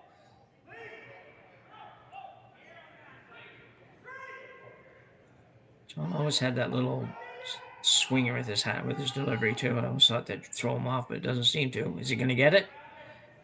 Oh, whoa, big miss for John Epping. Boy, couldn't have been much closer though. Yeah, just that weight. Obviously, we know he can throw a ton of weight. It's just when you do throw that weight, it's not going to curl. So where you release it is where it's going to end up. And obviously, he just released it a centimeter off the rock, and that's how we create a flash. And now Mike McEwen has a tricky hack waiter, but if made perfectly, it is for 3. Unless he's just nosing it for 2. Yeah. So obviously McEwen's strategy has paid off here. Whether he gets 2 or 3, the idea of playing that draw shot has worked out for him, and getting it to where he did is a big bonus. So McEwen now throwing a shot. It may be just a backline to hack shot for 3, or it might just be the same shot just for 2. But have to be careful. You definitely don't want to not get your 2 here. And he's not throwing it very hard, so should be just right to the nose, I think. Yeah, they're not panicking. Looks like they're going for the nose.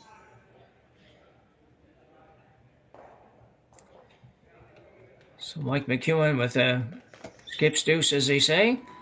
Here in end number 6, we'll take a 4-3 lead to end 7 when we return after the break. So we're back with 2 ends to play in regulation time, as they say in hockey.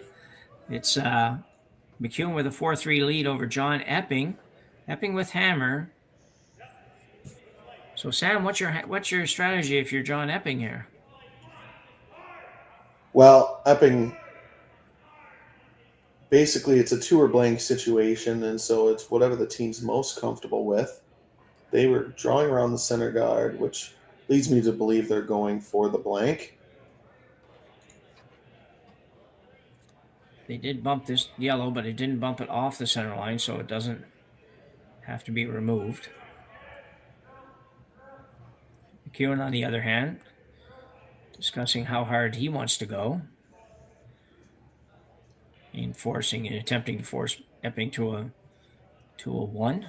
Yeah, you just saw your opposing team try to draw around your center guard, acknowledging that they probably want to blank. Even though you're up 1, it is very tempting to throw the high center guard.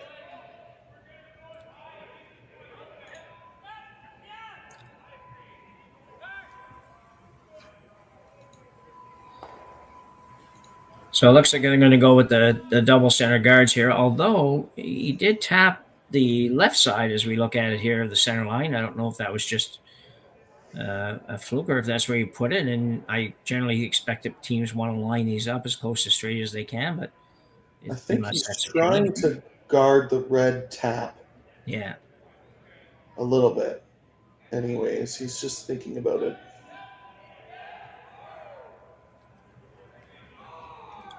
Sweeper's calling this heavy.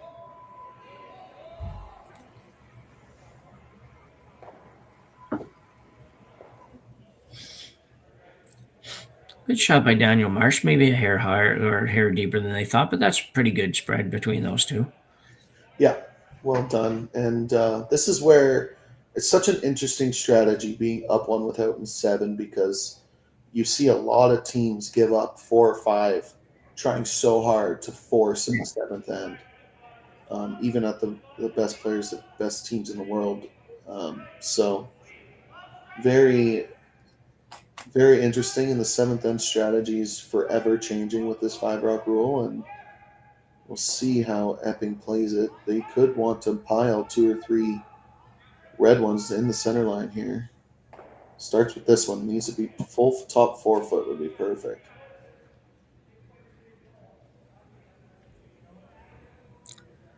Nice shot.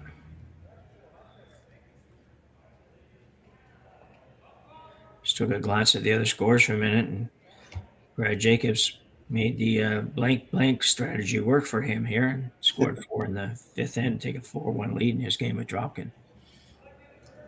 Yeah, well, similar to what we just talked about in the 7th, for them in the 5th is Dropkin probably trying really hard to force in, ended up giving up 4. It's just sometimes being too aggressive, even though you're winning 1-0, can bite you in the bum. Yeah. So the freeze attempt here, McEwen. Pretty good. Lots of rocks in play now. If Epping's going to have any thoughts about blanking it, he's going to have to start with this shot. Yeah, it's now or never if they want to blank. The triple peel is pretty close to being lined up. Yeah.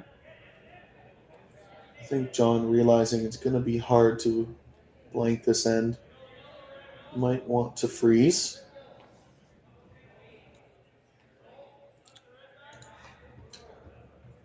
A little bit of an upset alert was Brent Pierce is up 8-5 over Reed Carruthers right now.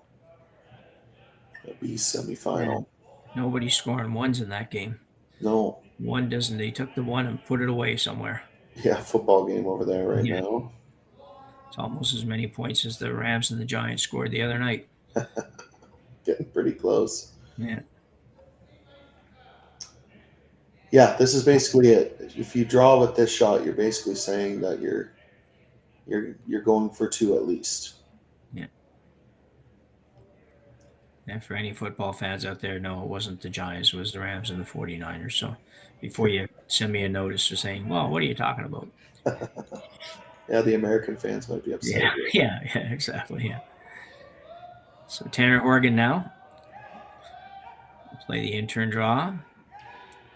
Yeah, put this full top 8 foot, biting the top 4 foot is perfect. Sweepers were heads down out of his hand.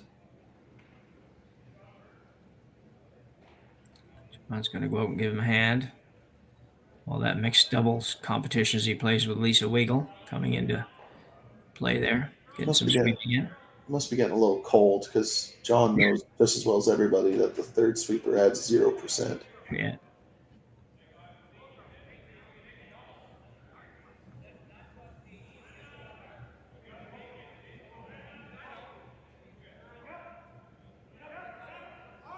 I think Team McEwen sees just enough of this red one that they can make the double.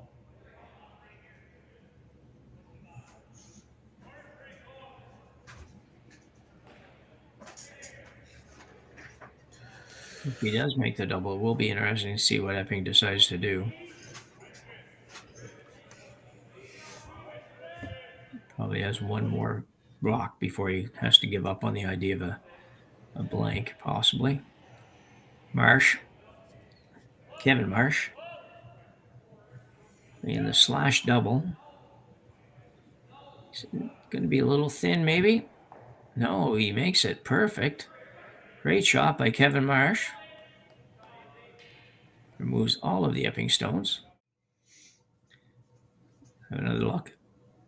Yeah, just a great throw. Realizing that peel weight has not moved a centimeter this game, knowing it's basically all on the throw, makes it over top. Gets both reds out. Well done.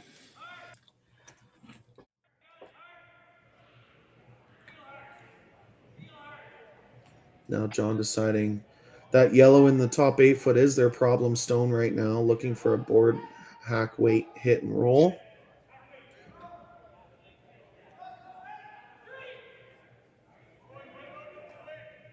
Just sneaks it by. Moves the yellow. I think. Maybe not. No, he doesn't quite get it out. Tanner Horgan's probably been just a few feet light on about 3 of those today. Getting away with them sometimes, but yeah, I know he wouldn't be able to throw a lot of weight there, but I'm sure John would have wanted enough to move it out of the rings. Yeah, he was about 2 feet light there. He's been so good with those hack backline hack waiters. He has been eliminating them. That's the first time it has stopped in the rings, but big opportunity for McEwen now to set up a force. If you can roll behind those center guards, you could even set up a steal. Still early, but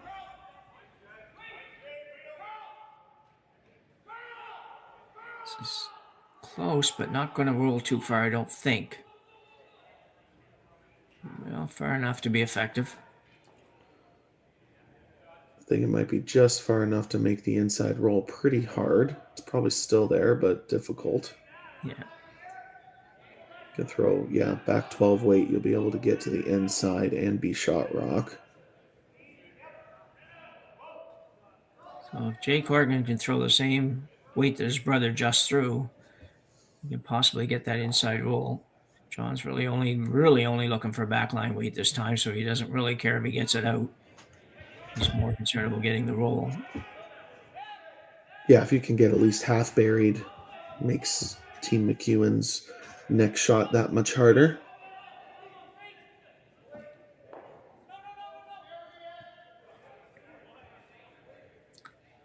He shot here for Jake.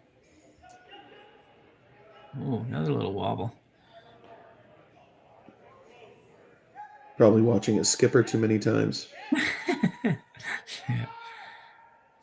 Tanner Horgan trying to hold this straight. I don't know if he'll be able to hold it long enough or not, but he's close. Really close now. Make it curl. A bit of roll. That I'll tell you, getting that inside roll is tough. He didn't come by the guard by all that much, so a great effort for Jake Horgan. Definitely just in removing it, but he's so close to making that perfect. See it again. Yeah, it's just great sweeping. I think out of his hand, most of us might have thought this was on the guard. Actually, too good of sweeping. Held it too straight. Got by the guard by a solid inch, which is obviously pretty good. But at this level, they needed to get by the guard by a millimeter to make that roll. Mixing your systems together there, son. I know. Still waking up. Colton Flash now trying to duplicate that shot, and he won't get the inside roll. So a little bit of a break for Epping, maybe, although he may choose just to ignore that at this point. There's so many yellows around. He could come just right in on a draw. Yeah, there won't be a blank, so it's decision time whether you want to make the hit and roll or the draw. The yellow's pretty usable, and that's probably why they're calling the hit. Yeah. But as we've seen, the hit and rolls have been pretty tough today. Yeah.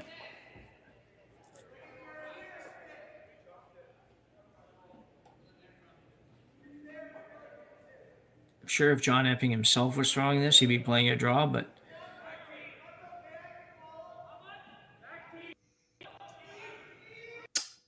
I'm pretty tempted to draw just because if you make the hit and roll, you're only going to be full 8. Mike could still draw around everything and be shot stone. yeah. Yeah, I'd be leaning to the draw as well, but I'm also a much better drawer than I am a hitter, so it makes my life an easy decision where these guys can do both. well, Jake's just coming off throwing a very similar, albeit 2 feet to the right, but very similar shot to what he just threw. Probably needs a little bit more weight just to be sure he can get that roll, but pretty much identical shot.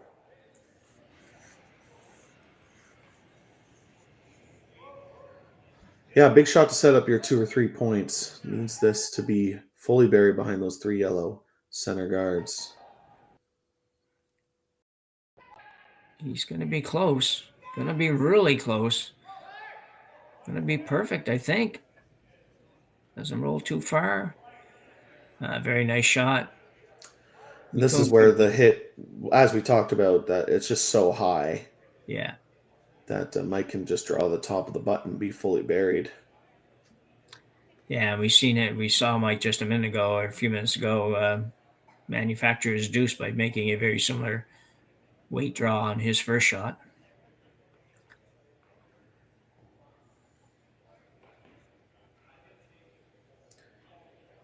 Yeah, even if Mike draws the back 4 foot buried, he's going to shrink that scoring area quite a bit. Yeah.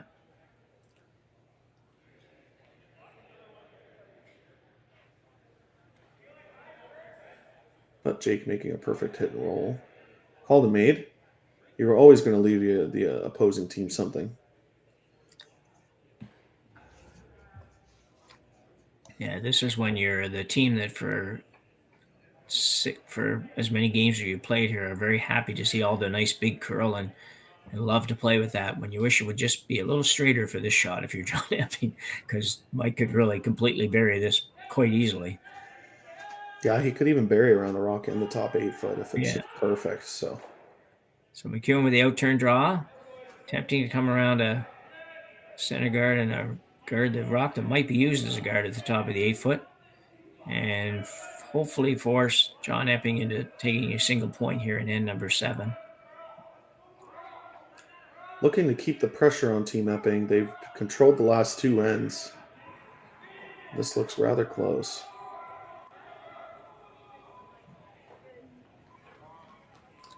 It's very nice. Might be able to get to it with enough weight to move it out. Yeah, you only need to tap it to the full back 8 foot, sit 1-2. You might not want to throw that much weight because then you will probably slightly roll to the open and give Mike a hit and roll under. Yeah. You could also just freeze tap it about a foot and be shot stone buried. Yeah. You need to make sure you have a shot for 2. Getting forced is obviously not ideal here. No, I think the outturn freeze tap, as you called it, would be the shot here. I don't know. I just be a little worried about trying to throw enough weight to make it and not get enough curl, as you said, and be forced to one anyway. So I think I'm going to go ahead and just sort of tap this a little bit and hope to have a shot at 2 on my next shot. Yeah, they're looking at this red double tap right now, but it's definitely a shot I would think maybe you would try on your last. Is this red, yellow tap? If he thinks he could definitely get the yellow out, like out into, as you say, like the very back of the 8 foot or even into the 12 foot, if you think you could do that, then that would definitely be the shot. You'd set up your deuce, potential deuce. Just don't know if you can do that. It looks like he's taking ice for maybe just draw or heavy draw at most. Yeah. Team Epping's been taking the least amount of ice I've seen across all weekend long. Yeah. And obviously making a ton of shots, so they've been grooming themselves properly. Yeah, you need to max weight you can throw here is back line. Yeah. It's You one of get it. those taps that it's the misses freeze.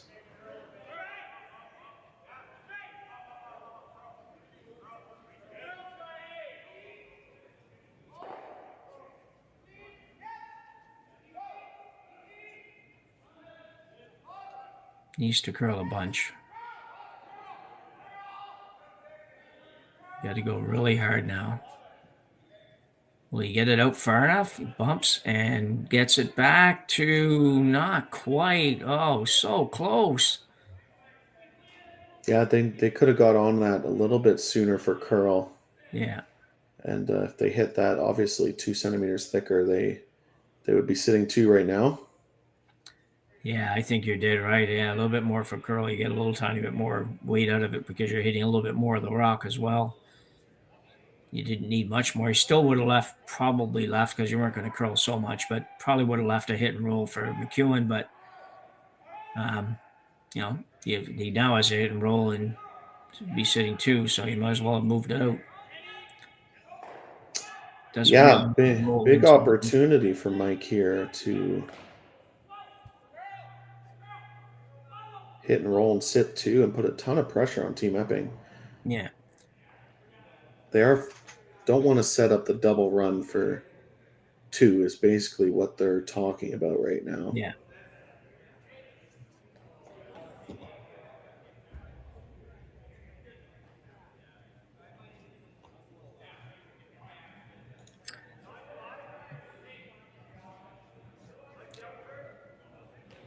Could roll a little bit further than that, which would make that run a little bit tougher. If you roll just to the other side of the button, or just roll a half a rock, make it really tough to remove it.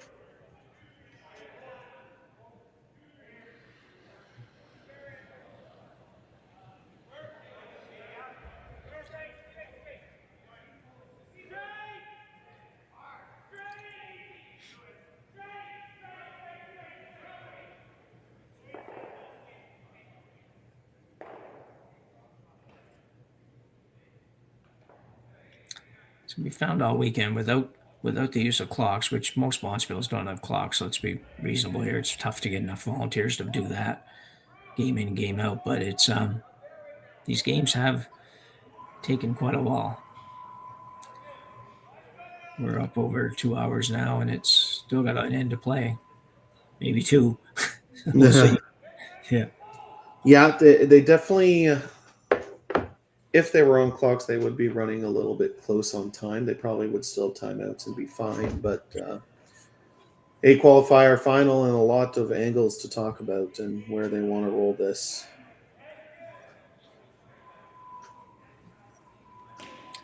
So what did they decide? Did you see, Sam? I don't know sure exactly where they want to roll this to, but Yeah, it's interesting.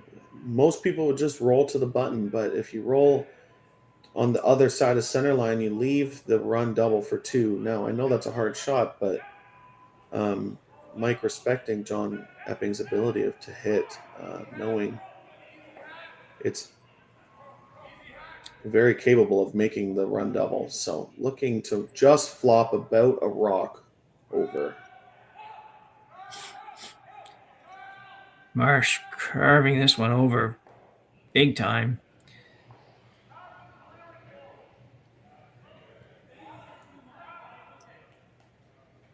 Well, it's interesting. With how much it curls, there's an awful good chance that John might be able to get enough of that front rock to touch that back one on the way by and score 2. The board weight double seems to Yeah. be there.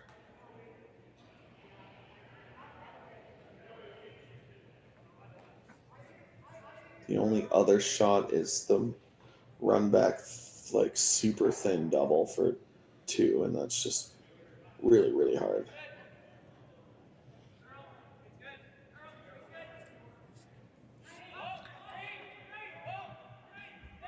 They're talking about it, so maybe John not convinced the board weight double is there. That run double's super hard though. Yeah.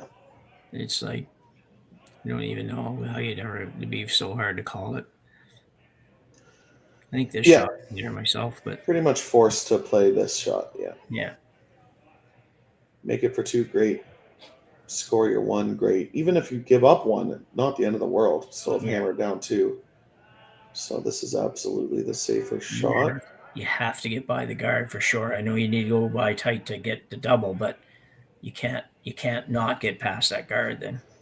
Yeah, I mean they've been pretty good at maneuvering with these board waiters, so it should be close. As we see the last rock here in the seventh.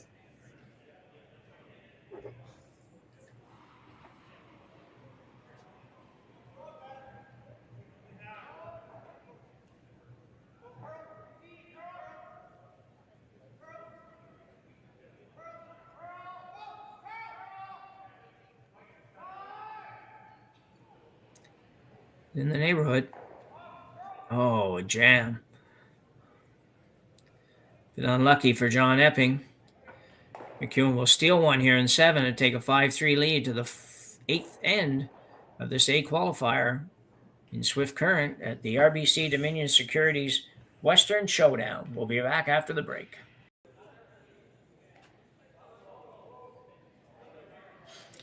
So here we go in the 8th end. One rock played already. McEwen's thrown one. Right on the button. You'll see it there. John Epping throwing the corner guard. A little long, I think, that corner guard, but Yeah, he called a high corner. They're looking to do the double corner on the same side.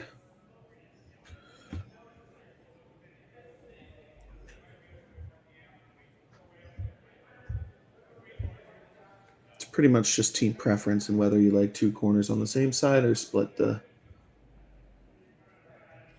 corners. Statistically speaking, the corners on the same side has a slight advantage of scoring multiple points, but we're talking 1-2%, I believe. yeah, interesting. I hadn't seen anything on numbers for it, so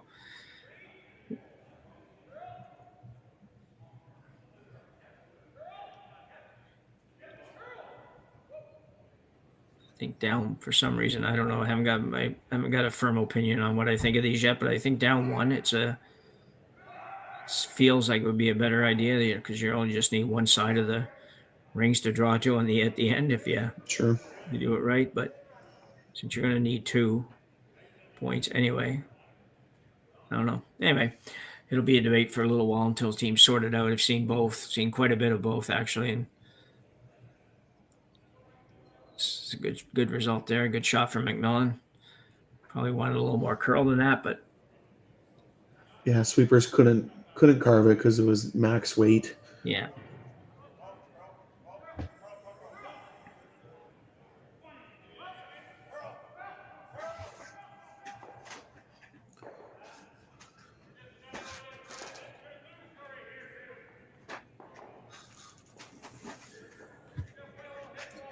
Really tempting to throw a center guard. I know you're up 2, but your yellows are in pretty much perfect positions.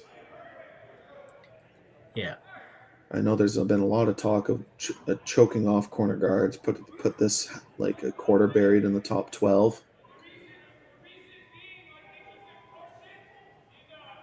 And strategy-wise, you see that a lot more at the tier 1 level than you do in any other level in curling. But I love the center guard. Yeah. So you're going to get your choice here. I think. Here we go. Yeah, put the broom down, Mike. Make me right. Yeah. Yeah.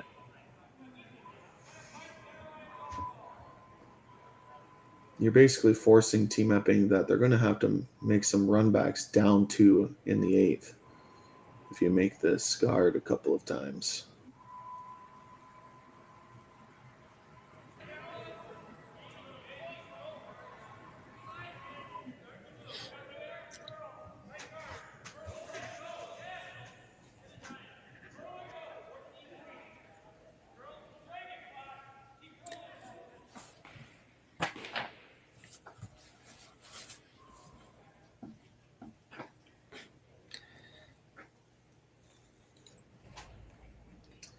Unfortunately, under curls there and shows the wrong side of the rock. Yeah, left the little out turn, hit and flop behind the corner. That is the danger of the center guard, obviously. Tolerance would have been to over curl other than under curl, but I play 100% behind the glass. Yeah.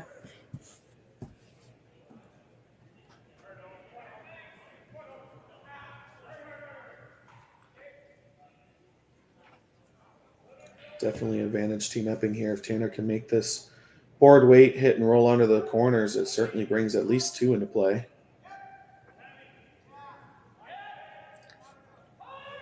Tanner Horgan with this throw. And might not get by the high one. It will just sneak it by. Not going to roll behind the corner, but fortunate to get that by at all. Yeah, great sweeping from Jake Horgan. Another light hacked board waiter by Tanner. Yeah, he just underthrown, I think, all day long. It just feels that way. I know, you don't want to be throwing rocks too heavy, but especially when you have good sweepers, but just needs a little more on 3 or 4 shots now. Yeah, I mean, when you're down to throwing that light weight, it's obviously super important to keep your rock in play. That's why they didn't call like a control weight hit and roll. And he left his rock in a pretty good spot. I think Mike could flip to the inside and sit 3 buried, but it's pretty risky. Could jam. Ever thinking about running the yellow into it? That's what That's you're looking at, yeah. Yeah, it's not the end of the world, and if you peel the center, it's okay. But that center guard is helping you. It is guarding your 2-shot stones. Yeah, you'd Well, almost be saying, well, look, I'm willing to give you your 2 if I run that center guard and then come around the corner if you want and go from there, and probably going to give up a deuce. But as a skip, when I'm in these long conversations, I always want to focus on what my problem stone is and then try to solve the problem from there. Right now, it's obviously the red in the top 8 foot. So, how do I eliminate it?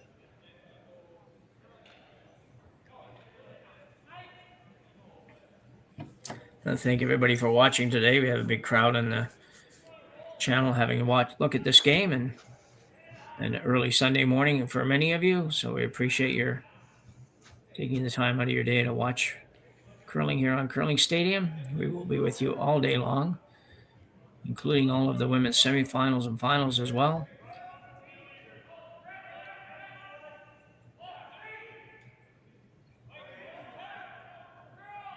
McEwen deciding on the thin double, realizing that there is a 3 in play right now.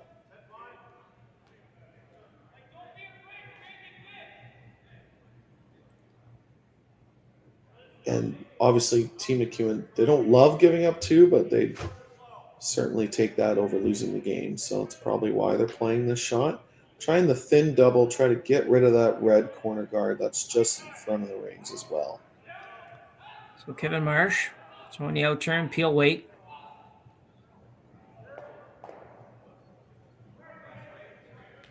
Good shot. Perfect shot. Not sure if they called it to bring the yellow back into the rings like this. But here, sliding a little bit narrow, feeding it out to back to the broom, letting your one of the best sweepers in the world hold it straight, makes the double peel and rolls to a center 12-foot spot. Yeah, very interesting call. I don't know if I would have even thought of doing that, to be honest. Some of us don't have that hitting ability. Oh, that's the other part of it. Yeah. Here with my team throwing that 10.5 second peel is not going to really do a lot for me on those shots like that. So, Still a good chance for Team Epping. They have a corner guard. They have a red in the rings. It's step 1 of taking at least 2. Yeah. Looking to just off nose tap this rock. Maybe hit half of it and try to roll behind the corner. Has he got enough weight? I think so. It's more line than weight.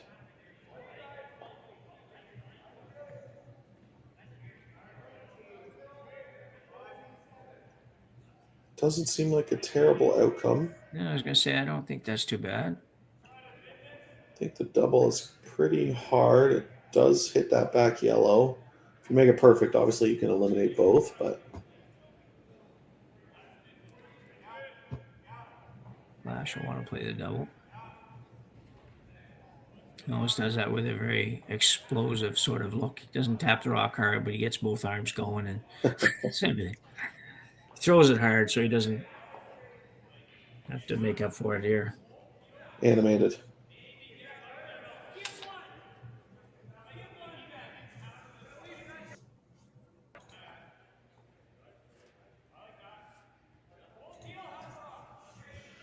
When you can throw it as hard as Flash, as full as hard as Colton, you have a good chance. This does jam a lot, but make it perfect and get rid of both reds, and I wouldn't say win the game, but it's definitely a step in the right direction.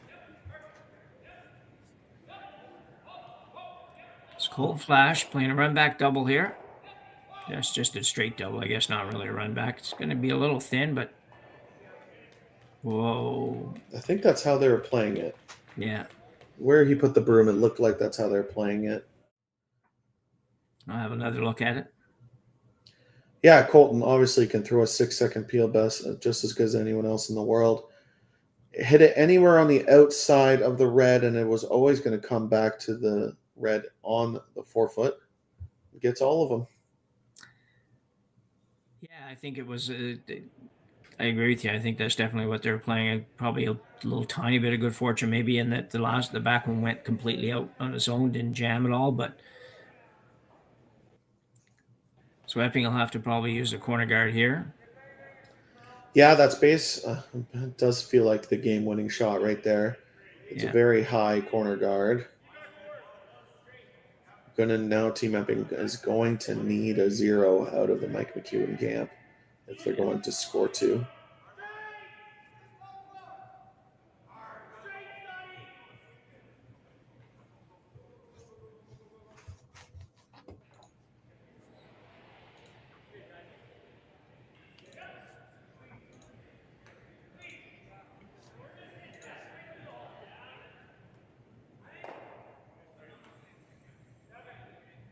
Well, as we said earlier, our other A final is this afternoon.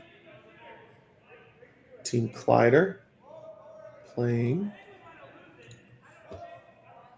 Team Dunstone this afternoon. Will be a great game. We obviously have our women's quarters coming up as well as they start their playoffs this Sunday. The men's playoffs start on Monday.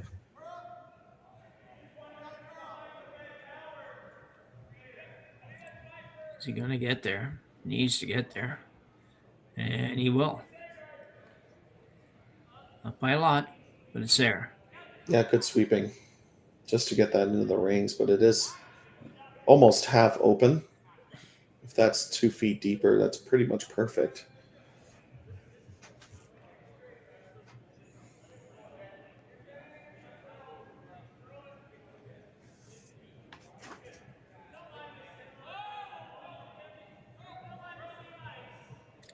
Colton Flash trying to pick the red out. Shouldn't have too much trouble doing so. It's working it over here.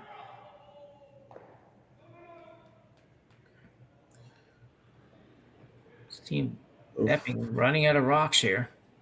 But an opportunity. Yeah, I was just going to say an opportunity here to freeze into that pocket. Well, Colton taking their hopes of tying this game away and on his first shot, giving them a chance on the second. Makes the hit, but rolls just to the pretty much the worst place he could have rolled to.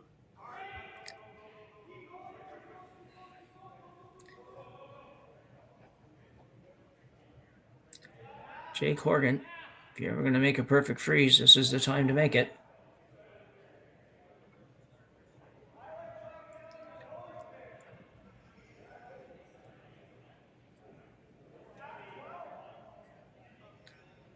Little in-out motion there, but should probably get that back. I think for the most part, that's what Team Epping's been doing all game. That they've taken much less ice compared to McEwen. It's just what they've decided to throw, and Jake makes a perfect shot, and they're Yeah, second.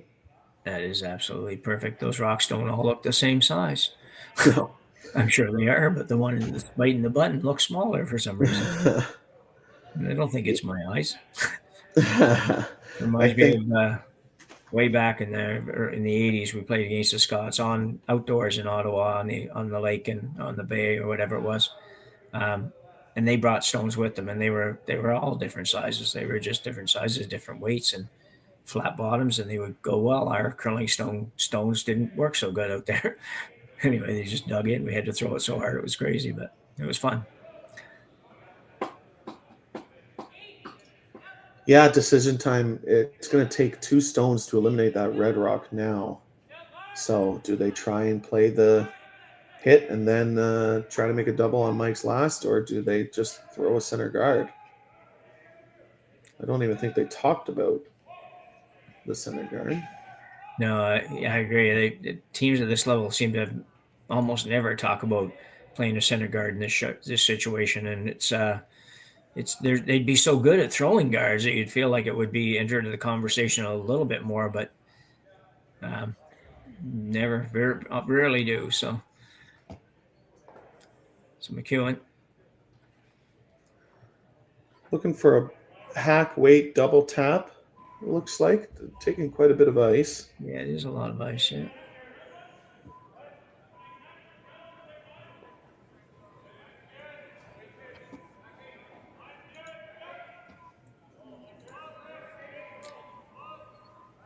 He'd be looking as much to spread his rocks around as to create anything else, possibly. Looks pretty close. Yeah.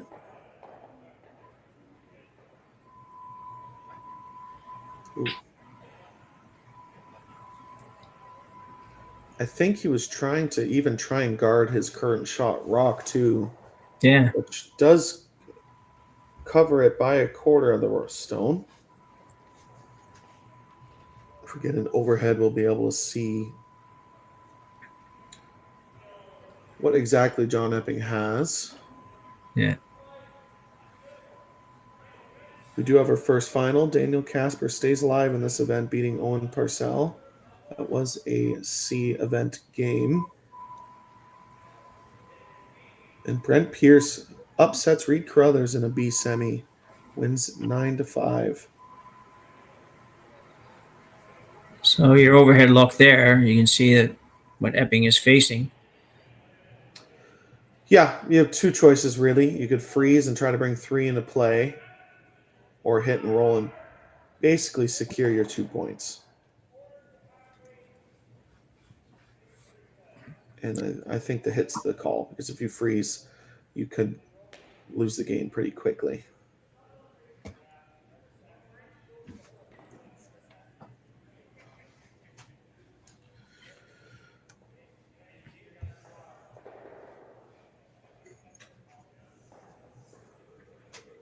Can't roll too far, but the good thing for John is I don't think you have to roll too far before there's no way for McEwen to do much with it. McEwen can't really eliminate that red that's in between the 2 yellows right now anyways. But yeah, he's going to want to stay in the 4-foot here.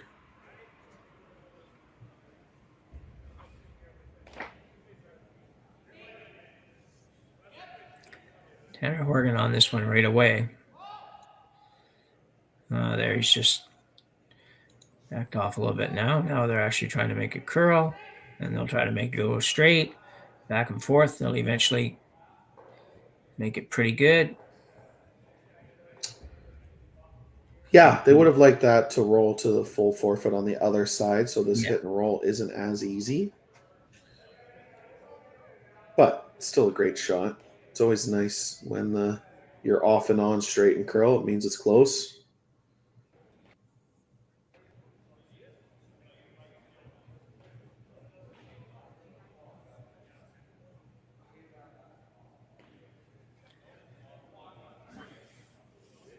McEwen trying to figure out if there's a way that he can either eliminate both stones, which doesn't appear there is, or if there's a way he can make this shot and make it very, very difficult for Epping to get 2. Yeah, the only way you can get rid of both reds is a super thin slash on the red in the top 4.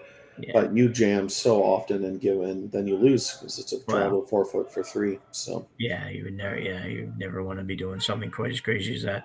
Take no, your chances at an extra end, even it'd be fine. yeah, even just off nose with this shot, and you at least force an extra. The perfect roll would be just biting the edge of the button on the other side of the center line. Yeah, it would be very, very tough for John Epping to do something with it. So McEwen, with his final rock here in 8, with a chance to maybe solidify a win, or at the very least get to an extra end. Yep, pretty finessey shot. You anything but just off nose. If you jam this, 3's in play.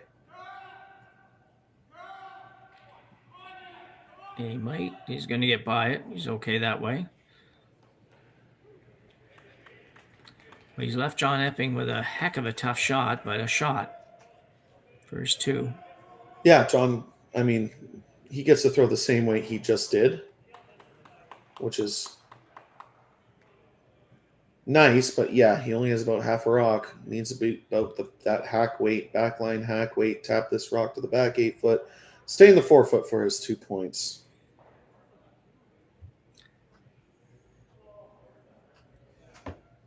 Jake Horgan cleaning up in the house there, but not a real serious effort. He's cleaning up where the rocks gets to there. It's already out of play. So John Epping, final rock, 8th end for the tie. Challenging shot.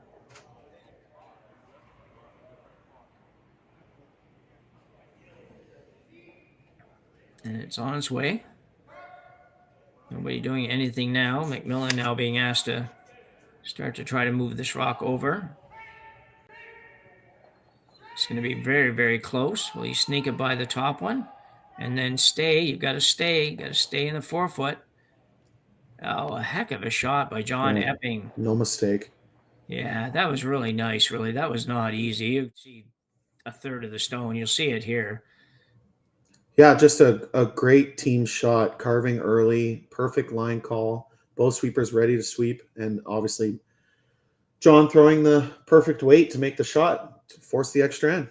Yeah, that you got to throw that exact weight. So great shot. We have a tie game. We'll go to an extra end when we return from the break.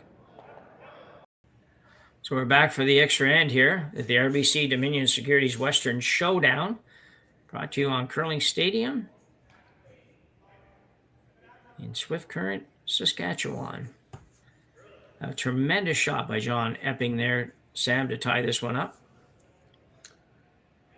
Yeah, I mean, just a perfect team shot. If you're, as we see the replay, if you're teaching your junior, young men's and women's teams, this is the exact shot you should be showing them.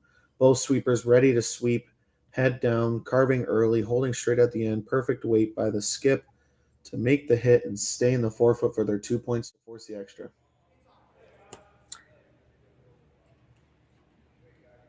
So Epping now will not have hammer in this extra end, but McEwen will.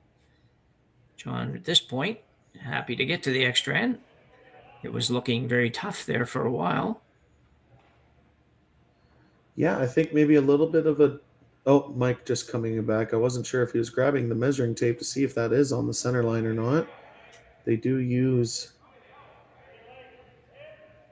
What do a they device. It's basically like a protractor. Okay. Yeah. Oh, yeah. Okay. Protractor. Holy cow. Are you an engineer or trying to be an engineer? That's a word I haven't heard for a long time. Anyway. Since high school math. Yeah. For me. Yeah. But both teams agreeing that this isn't on the center line, so that's a big miss. Yeah. Just for the sake of another half an inch or whatever. Yeah, you don't want to give these leads an opportunity to make the tick when the reason why we made the no tick rules because they were so good at it. Yeah. The only thing going for you now is they don't play it very often anymore. So it's even when it's not quite on the center line, they don't play it that often. So you might get lucky. Yeah, John will be keeping an eye on this, seeing where he needs to sweep it. Mike deciding to cross the face. Oh, no, trying to hit it thin. I don't think it'll go out. No, No. perfect. As I say, that's the rocks are just not quite as lively here as they are some places. So everything else about it's perfect, though. I trade that for the ice conditions that we have, so it's good. Yeah, your main goal with this tick shot is to throw that backline hack weight, hit about a quarter of it, and get it off the center line. That's exactly what Daniel does. Yeah. Good news is 5 rock rule. You get one more shot at getting it on the center line where it can't be moved.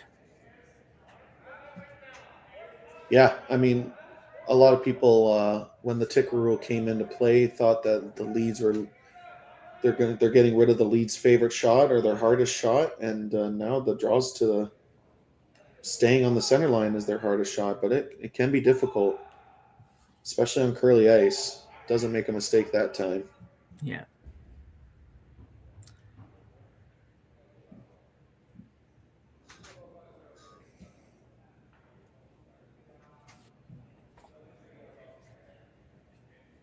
Game-saving shot. I know it's a lead stone, but that had to be on the center line. You can't give Daniel another tick opportunity to basically win the game.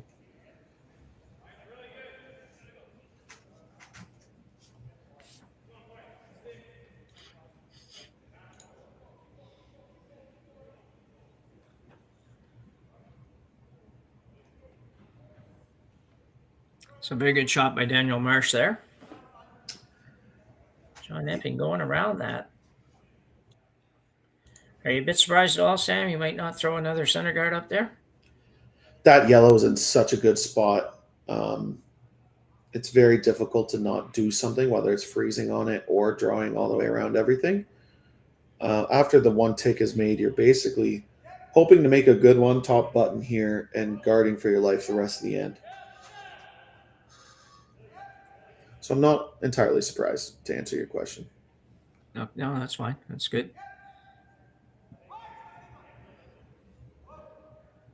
You sneak it by the back one. They will. Not shot, but Well, Mike's tapped on the red. It might be shot. McEwen can now peel, though, so that'll be what's upcoming. Yeah, nothing really to talk about. Just which way Kevin wants to throw his peel.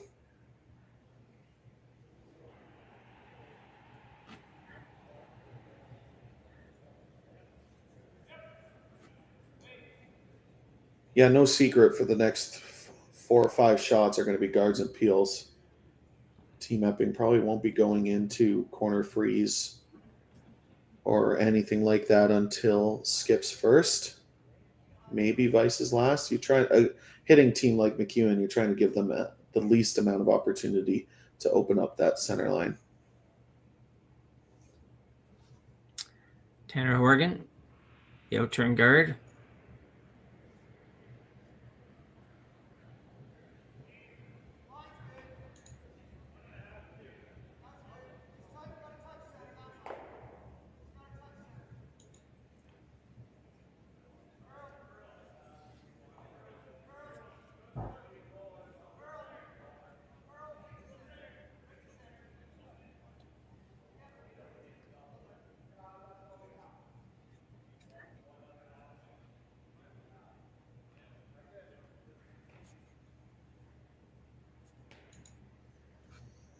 Yeah, a little bit of rinse repeat action for the rest of the for the next 4 stones. Like I said before, no secret. Eventually, John will have to make some sort of play in the middle. Unless they're shot rock, they could guard the whole way, but it looks awfully close. Yeah, I think I feel that way too. It looks pretty close to me. You can see it there again. Thanks, Connor. It's I'm not sure. Does look a little bit like it might be red now, though. First stopped, I didn't think it was, but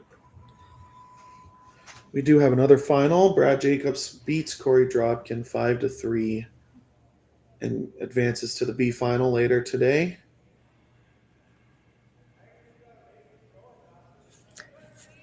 Yeah, if you're wondering where the loser of this game goes, they actually get the luck of the draw and drop down into Division B and play Brad Gushu in a qualifying game in the B side. So a little more incentive to win. Of course, when you get down to this point now, you're down into all the very best teams, almost no matter which division you're in. Yeah, it does. An event like this, it's Grand Slam level event. Some of the best teams in the world here. You're not going to have a single easy game. So obviously, win this A final, you get a basically 24 hours off to rest and go to bed early. Oops. So the appeal happens again, and we'll do it all over. Yeah, this is what I said. It's either going to be Vice's last or Skip's first where they go in. So if it stays this way, Sam, what are you thinking? If you get to John Lepping's last shot, and if he thinks he's shot, are you throwing the straight guard, or you're going to try to corner freeze the one at the top? I think you try and corner freeze. Obviously, it's a pretty difficult shot, but if you line it up, makes Mike McEwen not have a tap. The issue is no matter where you line up the corner freeze, all McEwen has to do is tap that rock like a 2 centimeters, and they're going to be shot. So that's why I expect Epping on his first to do some sort of either hit and roll or corner freeze, not on his last. I don't think he's going to wait till his last one. Yeah, it'll be interesting to see because you're right. It's it's fine to throw a corner freeze, but when you're throwing a corner freeze and you can't move the rock even a half an inch, that makes it tough. Yeah. Yeah. So appeal for flash. Yeah, and though we think this game is running slow, they're playing their extra as fast as some teams are finishing their 8th end. So they were the fastest game on the sheet. Yeah, like you say, that initial rock just not being quite on the center line has changed everything here, because it would have been some much more difficult calls and challenging calls than if there had been 2 guards to deal with out there that were spaced apart. So the guard to me is saying that Epping knows he shot rock. So it must not be that close since he's playing the guard. Jake's going to have one more look. Yeah, I think Tanner realizes that if Tanner knows that if they aren't shot or definitely shot, then they need to make a play on that yellow. Yeah. So throwing the guard, basically saying you are shot rock. So that's why it's so important to decide. Yeah. And maybe the team not John trusting says Jake's got a lot younger eyes than me. I better have one more look. Yeah, Jake's younger, but I don't think his eyesight's awesome. So he probably wants everyone to look at it. It's a pretty important spot, obviously. If you're throwing the guard, you need to be shot here. So if you're not, you need to do something with this yellow. Just like we talked about. Well, just like I talked about pretty much all end.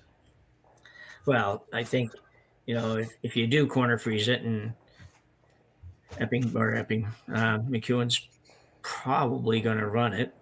I don't know. He's just going to tap it. He might just try to tap and guard his own rock, but I just feel like he'll play the double and let John go ahead and try to guard that up and then draw the 4-foot for the win.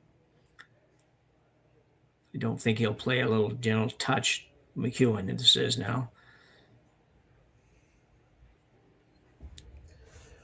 Unless it's a peel and just touch mine on the way by kind of stuff, so I'm shot rock now instead of not being shot rock. Looks like no idea what they decided. They didn't really tap where they wanted to go. The last tap I saw was by one of the front end guys and tapped the center line as if it's going to be a guard. So I'm going to predict that it's going to be the guard.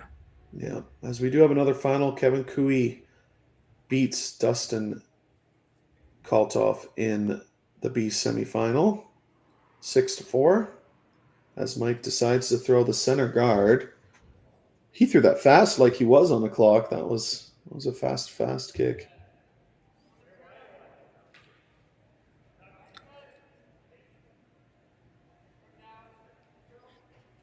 You'd like this not to be crazy long, but more importantly, you got to get the line right. Line's pretty good. Yeah, and Mike not even blinking. He knows that his hardest shot right now is to tap that yellow like 2 centimeters Yeah. for the win. So pretty easy decision. Just peel. Yeah, and really, John throws the guard back up, and Mike's got full 4 foot to draw to on. Yeah, you can draw or you can tap that yellow Yeah. an inch and win the game. So Yeah. this is where Team Epping will have probably a longer discussion on where they want to put their last rock.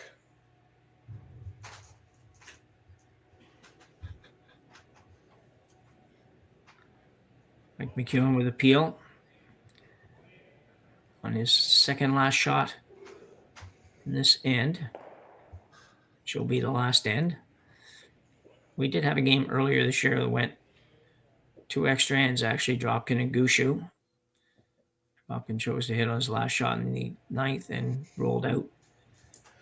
And it went to a second extra end, but that's the only time I've seen it in a long time. Yeah, I did it at Junior Nationals in 2019. We had a 12 end game. Oh, yeah? Yeah, the other team hit and rolled out in the 11th, and then we stole in the 12th. So Yeah. it doesn't happen very often. Now, John trying to play the same guard but much tighter, trying to put it just in front of the rings to where you're making the tap on the yellow very difficult. Would be the perfect spot for this shot. So you basically end up forcing the full draw to the 4 foot versus just draw and touch or draw the 4 foot. You don't have a plan B sort of thing. Yep. This rock could even be top 12. That's as deep as you want it to. So there's quite a bit out there. It needs to finish. Yeah, it's going to curl. Still curl a little bit more. Not bad. It was always going to be tough to make it really, really, really good. Pretty good depth. Like that's exactly like full 12 foot's perfect. It just needed to be 2 inches to the set towards the center line more. Yeah. Not an easy shot for the win, but just needs to touch that yellow a couple of centimeters and will be for the win.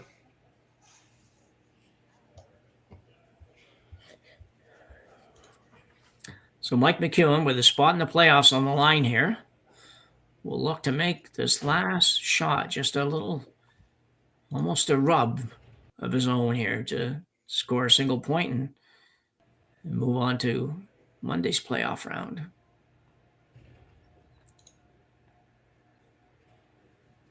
Played most of the end going the other way, so they haven't seen this in a bit, but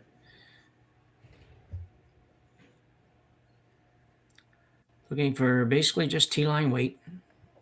Yeah, T-line back 4 is perfect amount of weight, and as a skip, you're basically throwing T-line and let your sweepers make the shot for you. You got cold flash on the inside. You certainly have somebody there that can hold it for you if you need to hold it out there. Both guys going now. Starting to curl hard. Starting to curl really hard. Will he get by the red? Looks pretty good. Just a little touch. And just for bonus, probably got 2. Yeah, it does look pretty close for 2. But a great game by Mike McEwen. John Epping controlling the game early as Flash guides this rock into the yellow. As we see the instant replay. Perfect sweeping, good team shot, great line call.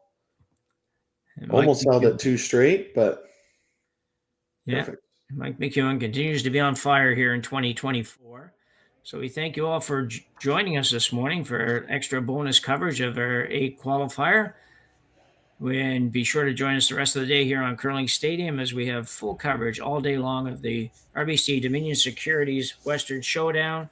So on behalf of my colleague Sam Steep and for Connor Sims in production, who did an amazingly great job today, we will say goodbye for now and see you later on.